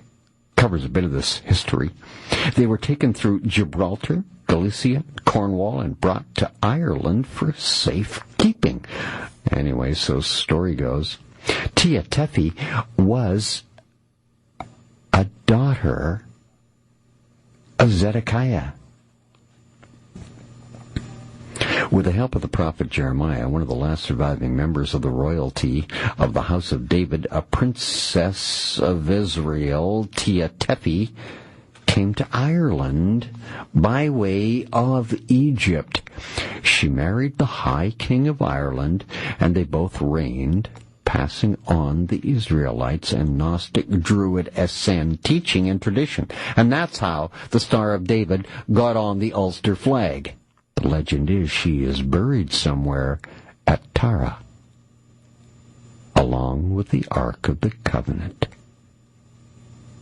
According to the legend, its recovery from Tehaphthi's tomb in the hill of the Tara will bring permanent peace to Ulster and all of Ireland one day. And one of the greatest movies Hollywood touts as, at least through time, Wuthering Heights, the home plantation, was called Tara, or Tara, named after the Torah, the hill of the Torah in ancient Ireland. It's that same bloodline putting their symbolism in the movies. Clark Gable, greatest movie. The homestead, called Tara. In the book Scotland's Past Links with Ancient Egypt, the author Barry Dunford says that Tehaphthi was actually an Egyptian princess. Most likely she was one of the same, both Princess of Israel and Princess of Egypt. As the Israelites, the Hyksos, ruled in Egypt as well. They are the tribe of Cain. According to the ancient Scots chronicles, the origin of the Scottish people is coming from the lineage of the Egyptian pharaoh's daughter named Princess Scota. That's where Scotland got its name. An Egyptian pharaoh's daughter, Princess Scota, who may have lived around 1500 BC. The old Irish historical documents support this same tradition, saying that Scota came to Ireland via Spain from Egypt. that bloodline of Cain, the Hyksos. Even today there's a place in Scotland named after her called Glen Scota. The descendants of Scota migrated to Scotland around 300 BC, which is where the Scots' royal lineage has its origin. That same bloodline. It's said that Tia Tephi, the Queen of Israel in Gibraltar, landed at Howth on June 18th, 1583 BC, and traveled to Tara, where she married Eochaid, the High King of Ireland, on June 21st, 583 BC. By the way, June 21st is Prince William's birth date.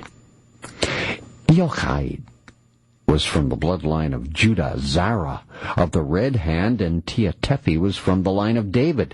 And when they married, they sealed the breach caused hundreds of years before, when Judah's twin sons were born. And that's exactly what Prince William has done, uniting the tribe of Cain with all of the kings and queens of England who were Roman Catholic. The legitimate kingly bloodline of the UK. It's said that the Tia Tephi, the Queen of Israel in Gibraltar, landed at Howth, as I said. Check out the Ulster flag. There's your proof. The red hand is prominently displayed right in the middle. Yeah, if you didn't take time to Google it, you'll find the Ulster flag with the red hand right in the middle of the Star of David. With their marriage union, you now have the red hand mounted on the Star of David under the single royal crown, symbolizing the union of the two royal bloodlines, which sprang from Judah on the flag of Ulster. Now you'll see that the Ulstermen are not Gentiles, but Israelites descended from Judah, who was Jacob, Israel's fourth son. Even more proof of their identity. The word British is not English, but Hebrew in origin and means the people of the covenant, as I said, or in other words, the people of Israel. And the Union Jack is called the Union Jack because it is the flag of the Union of Jacob, the British Israel people of the covenant that is buried inside the Ark of the Covenant at the hill of Tara in Comith. This one of these archaeological digs I've been mentioning on VFS, Talk Radio AM 640 Toronto, that will prove all religions are wrong, and will prove that the lies of the Illuminati are actually true. Remember the most quoted line in the movie, The Da Vinci Code? A secret so powerful that, if revealed, it threatened to devastate the very foundation of Christianity. In the movie promotion of the book Da Vinci Code, Sir Ian McKellen utters the line. The original source in the novel in the book, page 247 of the special illustrated edition, has Teabing saying, "A secret so powerful that if revealed, it threatens to devastate the very foundation of Christianity." Page 247. It's a hidden 13 in that numerology on that page number. Don't you find this interesting? In the previews and the movie, McKellen actually said a secret so powerful that, if revealed, would devastate the very foundations of mankind. Again, here's the Illuminati taking in all of humanity into its lie, not just those who believe in Christianity. I have more. It's on the other side of this break. It's Talk Radio AM 640. This is AVFS. I'm the guy to call Space. Yes, it's View from Space. Talk Radio AM 640. Like to communicate? Got some information you'd like to pass along? Maybe a critique of the show? Or you have a correction to make?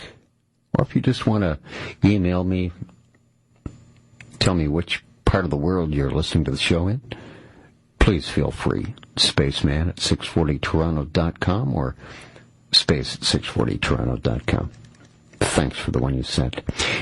A secret so powerful that, if revealed, would devastate the very foundations of mankind.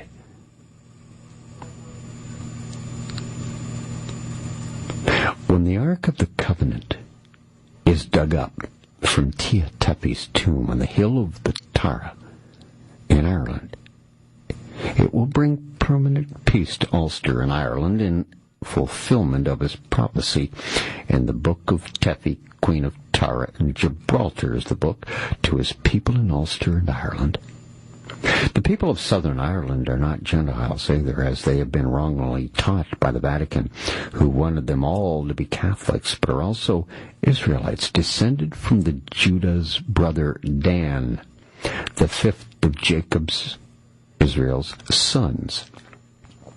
Recorded in Genesis 30, verse 6, and were known as the Tuatha De Danaan, the tribe of Dan. And they were a magical group. They were the Cain tribe, who used black magic. That's why the magical. The Illuminati believe when all the people of Ireland realize and accept their Israeli roots and reject both the false religions that pass under the abuse Christ's name and true teachings, and learn to keep the covenant they all swore to keep at Sinai to keep forever, how can there be anything but peace? The seventh millennium refers roughly to the present millennium, starting possibly around 2001 or maybe even earlier. Some say 79. Others even say 1962. Or some other milestone date in that area. It refers to the beginning of the human urbanization and writing and recorded history, which is variously dated as having begun over 6,000, but under 6,500 years ago. It was supposedly a deliberate attempt to avoid cultural bias in long-term dates. But what's interesting about the seventh millennium is generally acceptable to Christians who accept a very short history of the world, whose creation would be in 4004 BC by some estimates. Some suspect the term for this reason. Others consider it a happy coincidence of written records and the biblical record that reduces the least rational argument and presumably attracts those who believe in creationism. For them, it would emphasize common roots in Adam, Eve, Noah, rather than the overt cultural and religious distinctions that arose later. The time frame may have been coined specifically to focus on human common origins. Now, the use of the seventh millennium is most common among secular futurists, those who consider themselves to be world citizens. You know, the New Age group, these people who have an agenda of technological globalization, then political globalization, then religious globalization. I've just described the coming New World Order. As it now turns out, with a little bit of hindsight, we can now better understand the prediction. The year 1999, 2000, or 2001, thereabouts, in the 7th month, September. Sept is the French word, by the way, for 7. From heaven will come a great king of terror, alarm, warning. And around the year 99 to 2001, thereabouts in the 7th month, September. I know September is the 9th now, but it was originally in the Roman calendar, September, meaning 7. So you could see where the 7 would come from. September 2001. From heaven will come a great king of terror, alarm, warning. The prophet Elijah. See the Old Testament book of Malachi, chapter 4 for that. He will bring back to life the great king of Israel, the Christ from the tribe of Joseph, Ephraim. Genesis 49, verses 10. And Genesis 22, Genesis 49 also, not only just 10, but verses 22 to 24 in the King James Version of the Bible. Before the warning, and after the war, the Third World War, meaning Armageddon, reigns in God's time, the 7th or the Sabbath millennium, the Antichrist's time, before the warning, the World Trade Center attack, and after the Third World War, because the World Trade Center was the first shot fired in World War III. I've said that many times on this radio show. Talk Radio, AM 640, ABFS. Genesis 49, verse 10, the scepter shall not depart from Judah to Joseph, nor a lawgiver from between his feet until Shiloh comes. From Joseph, Ephraim. Verse 22. And unto him shall the gathering of the people be. Genesis 49:22. Joseph is the fruitful bough, even a fruitful bough by a well whose branches run over the wall. Genesis 49:23. The archers have sorely grieved him and shot at him and hated him. The next verse, 24. But his bow abode in strength, and the arms of his hands were made strong by the hands of the mighty God of Jacob. From there is the shepherd, the cornerstone of Israel. Also in Daniel 2:34. And then Daniel 5:45. Recorded there in the King James Version of the Bible. They're going to follow it to the letter. With all of the pollution, desertification of the land happening on the earth right now, and the droughts, the floods, the fires, the extreme weather, El Nino, all of that crap, we should be able to see that the time of the end is coming, especially as they were all prophesied 2,500 years ago as the signs of the ends of the time. And that you need to learn the only solution that will work. That's why the Illuminati are putting on the pressure now, making it feel like this extreme weather is natural. It's not. It's man-made by chemtrailing. Hot and cold gives you extreme weather. They can heat the air and bring freezing cold air and hit it and cause all kinds of extreme weather. So what's happening in the United States right now? Heavy snows, cold temperatures. Because that's what the target is. Not up here in Canada where the source of cold air really is what we are. And the hot air coming up from the Texas Gulf is the other half. and in the middle they meet. And they can even drag that cold air all the way down to Florida with chemtrailing and cause snowstorms. Yes. All prophesied 2,500 years ago as the signs of the ends of time. They're fabricating it now because they want to hold their Armageddon. They want to put their New World Order into place.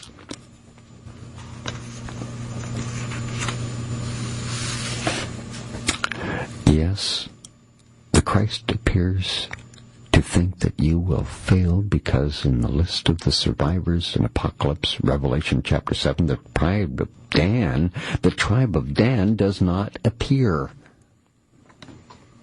Those laws, statutes, judgments, and his perfect sociological system are not only in your Bibles, but the originals are inside the Ark of the Covenant buried at the Tara Hill, Ireland, where the high kings of Ireland were once crowned, who came from Egypt. There could be no better way of reminding a whole world and turning it around away from its own self-destructive course than by recovering that ark, and that has been hidden for 2,500 years in Ireland, and some believe that the Ark of the Covenant is actually buried in this hill of Tara, where, as I said, the kings of Ireland, the high kings of Ireland, were all crowned. So why would the Ark of the Covenant fail, the island of destiny, Ireland of all places? You might sensibly ask, why is it called the island of destiny? What destiny?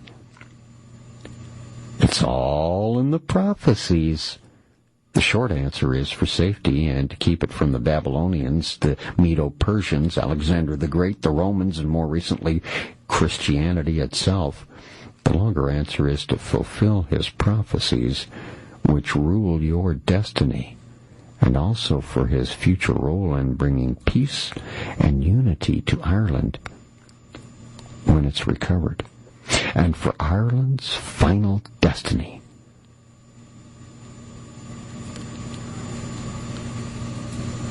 The Christ appears to think that you will fail because the list of the survivors in the Apocalypse, Revelation chapter 7, the tribe of Dan, as I said, doesn't even appear.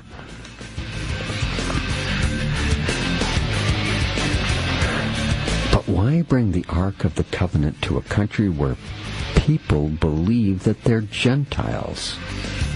Simply because the Irish people, contrary to what you, like the English, Scots, and others have wrongly been taught, are not Gentiles, but are, in fact, Israelites, those nomads.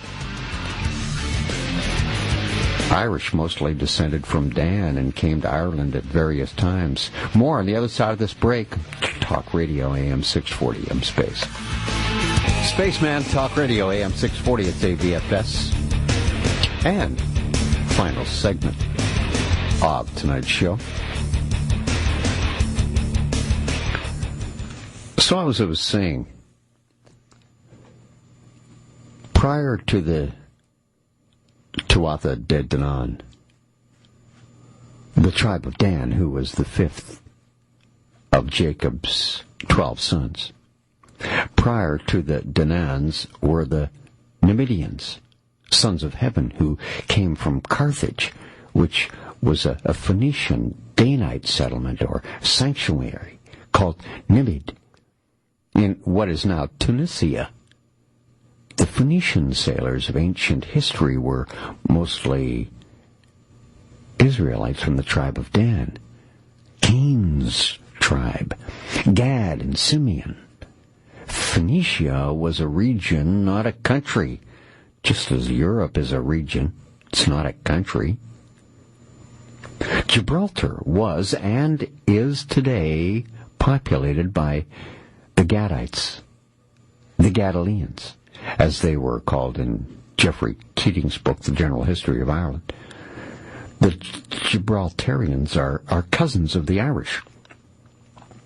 Proof that the Gadites, the Gadalians, the 8th tribe of Israel, came there and were trading with the Tuatha De Danans, the 5th tribe in Ireland, the tribe of Dan, as well as from Keating, is given by archaeologists who have found and dated the remains of a Gibraltar ape, Barbary macaque, as it's called, at Navan Fort, Armagh, dated to the Iron Age, which is the period when Jeremiah and Tia Tephi actually came via Gibraltar to Ireland with the Ark of the Covenant. After the Tuatha De Danann came, the tribe of Dan came, the Canaanites came. There were, at various times, a few other immigrations of Danites under the name Milesians, the sons of Mil, who was a Danite warrior, from where the name Milesian came from later, to mean warrior, and of course later still as Danish, Vikings, and the Norseman tribes of northern Europe today. The Dagda's cauldron. The Dagda is the high king of the Tuatha De Danann tribe. And the cauldron? Well, you know what a cauldron is. It's the pot where the magic is brewed. You see, the Tuatha De Danann were seen to be the supernatural beings who inhabited Ireland prior to the coming of the Celts. In their history, the spear of Luach. Luach was an Irish deity represented in mythological texts as a hero and a high king of the distant past. He is known by the epithets Lamathada, meaning long hand, for his skill with a spear or with a sling, as in David and Goliath fame. The stone of Fowl, the Leafal stone, is one of the 2 stones named the Stone of Destiny. The other stone of destinies, sometimes known as the Stone of Scone, has recently been removed from the coronation chair, as I stated earlier in the show, of the British monarchs in Westminster Abbey, and returned on loan to Scotland. The one now standing at the inauguration mound at the Hill of Tara is a phallic obelisk stone and not the real Stone of Destiny. The sword of Nuada. Nuada was the king of the Tuatha De Danann before they came to Ireland. The sword of Nuada? Possibly Excalibur? King Arthur's magical sword? Could be one of the same, with the myth just transformed over and new names superimposed to keep the magic spell to the next generations. The tribe of Dan is not on the Bible's list of survivors, so your only chance is Malachi chapter 4, recovering the ark and returning to the everlasting covenant made with God at Sinai, a copy of which is written in the first 5 books in the Bible that most people have been taught not to read and to shun and denigrate by scientists, religions, their peers, and others. The word Celt is the anglicized form of the Greek word Keltoi, which means the people who are different. In the King James Version of the Bible, all nations, except for the 12 tribes of Israel, are referred to as Gentiles, meaning foreigners. So the only people who are different are Israel. The word Celt is therefore another word for Israelite. Different. The Celts are part of the 10 lost tribes of Israel, as are the Tuatha De Danann and Milesians. In Irish mythology, the Milesians were the descendants of Mil, a span, the final invaders of Ireland who defeated and displaced the semi-divine Tuatha De Danann. The semi-divine meaning they were the descendants of the Anunnaki, the aliens from another planet who mated with human women, who gave birth to the children called the Nephilim, half men, half gods. Well, these are the supposed origins of today's Illuminati, who believe they are semi-divine. The Irish, mixture of Celt, Danann, Milesians, Judah, Zarites of the Red Hand. Check the Ulster flag yourself to see. Genesis 38, 28 through 30. Danish, the Vikings, and the Norsemen are all racially cousins.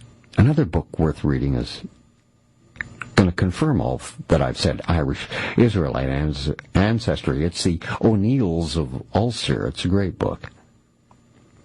Deuteronomy 14, verse 4, For thou art an holy people unto me, I am thy God, and I hath chosen thee to be a peculiar people unto himself, above all the nations that are upon the earth.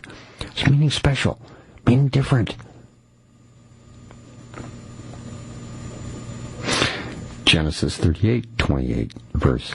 And it came to pass when she traveled that the one put out his hand, and the midwife took and bound upon his hand a scarlet thread, saying, This came out first.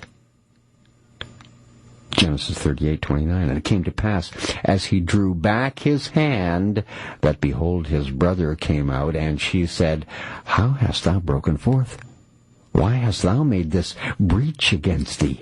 Therefore his name was called Pharez, meaning breach, and he got the birthright from the true receiver Zara. Genesis 38:30. And afterward came out his brother, that had the scarlet thread upon his hand, and his name was called Zara, meaning scarlet.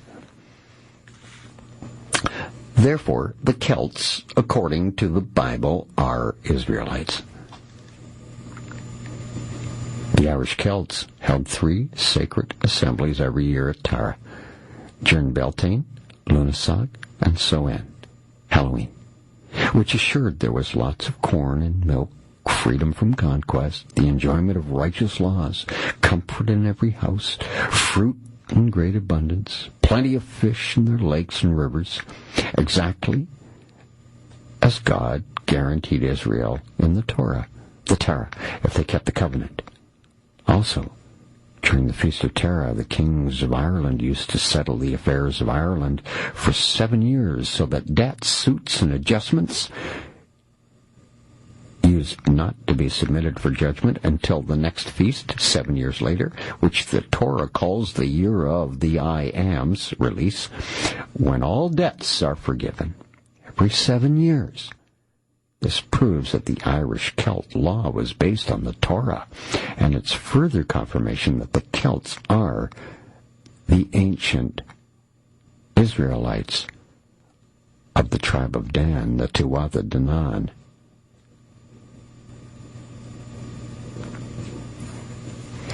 The year of Jubilee, as it was called, the forgiveness of all debt, was to assure the father did never pass on the debt to the next generation.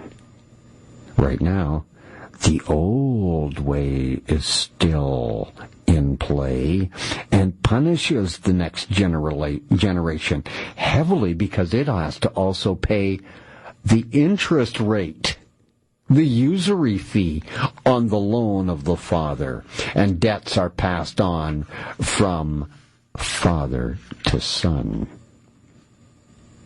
The ancient Celt kings, every 7 years, debts were all canceled, and they started fresh. But the Illuminati, if they did it that way, those ancient ways, there could no longer be having a debt hanging over your head, and your sovereignty would be that much harder to take away. They would have to go back to invading your country again with an army. Instead, they invade it with bankers that put you, and politicians that put your country into debt. Once you're in debt and owe them, they take away your sovereignty, as you've been seeing around the world, and which will manifest itself even greater and involve more countries, as they make their way to putting their new system into place, readying you for the Antichrist. This has been a View from Space. Talk Radio AM 640. Coast to Coast is next. I'm Space, and I'm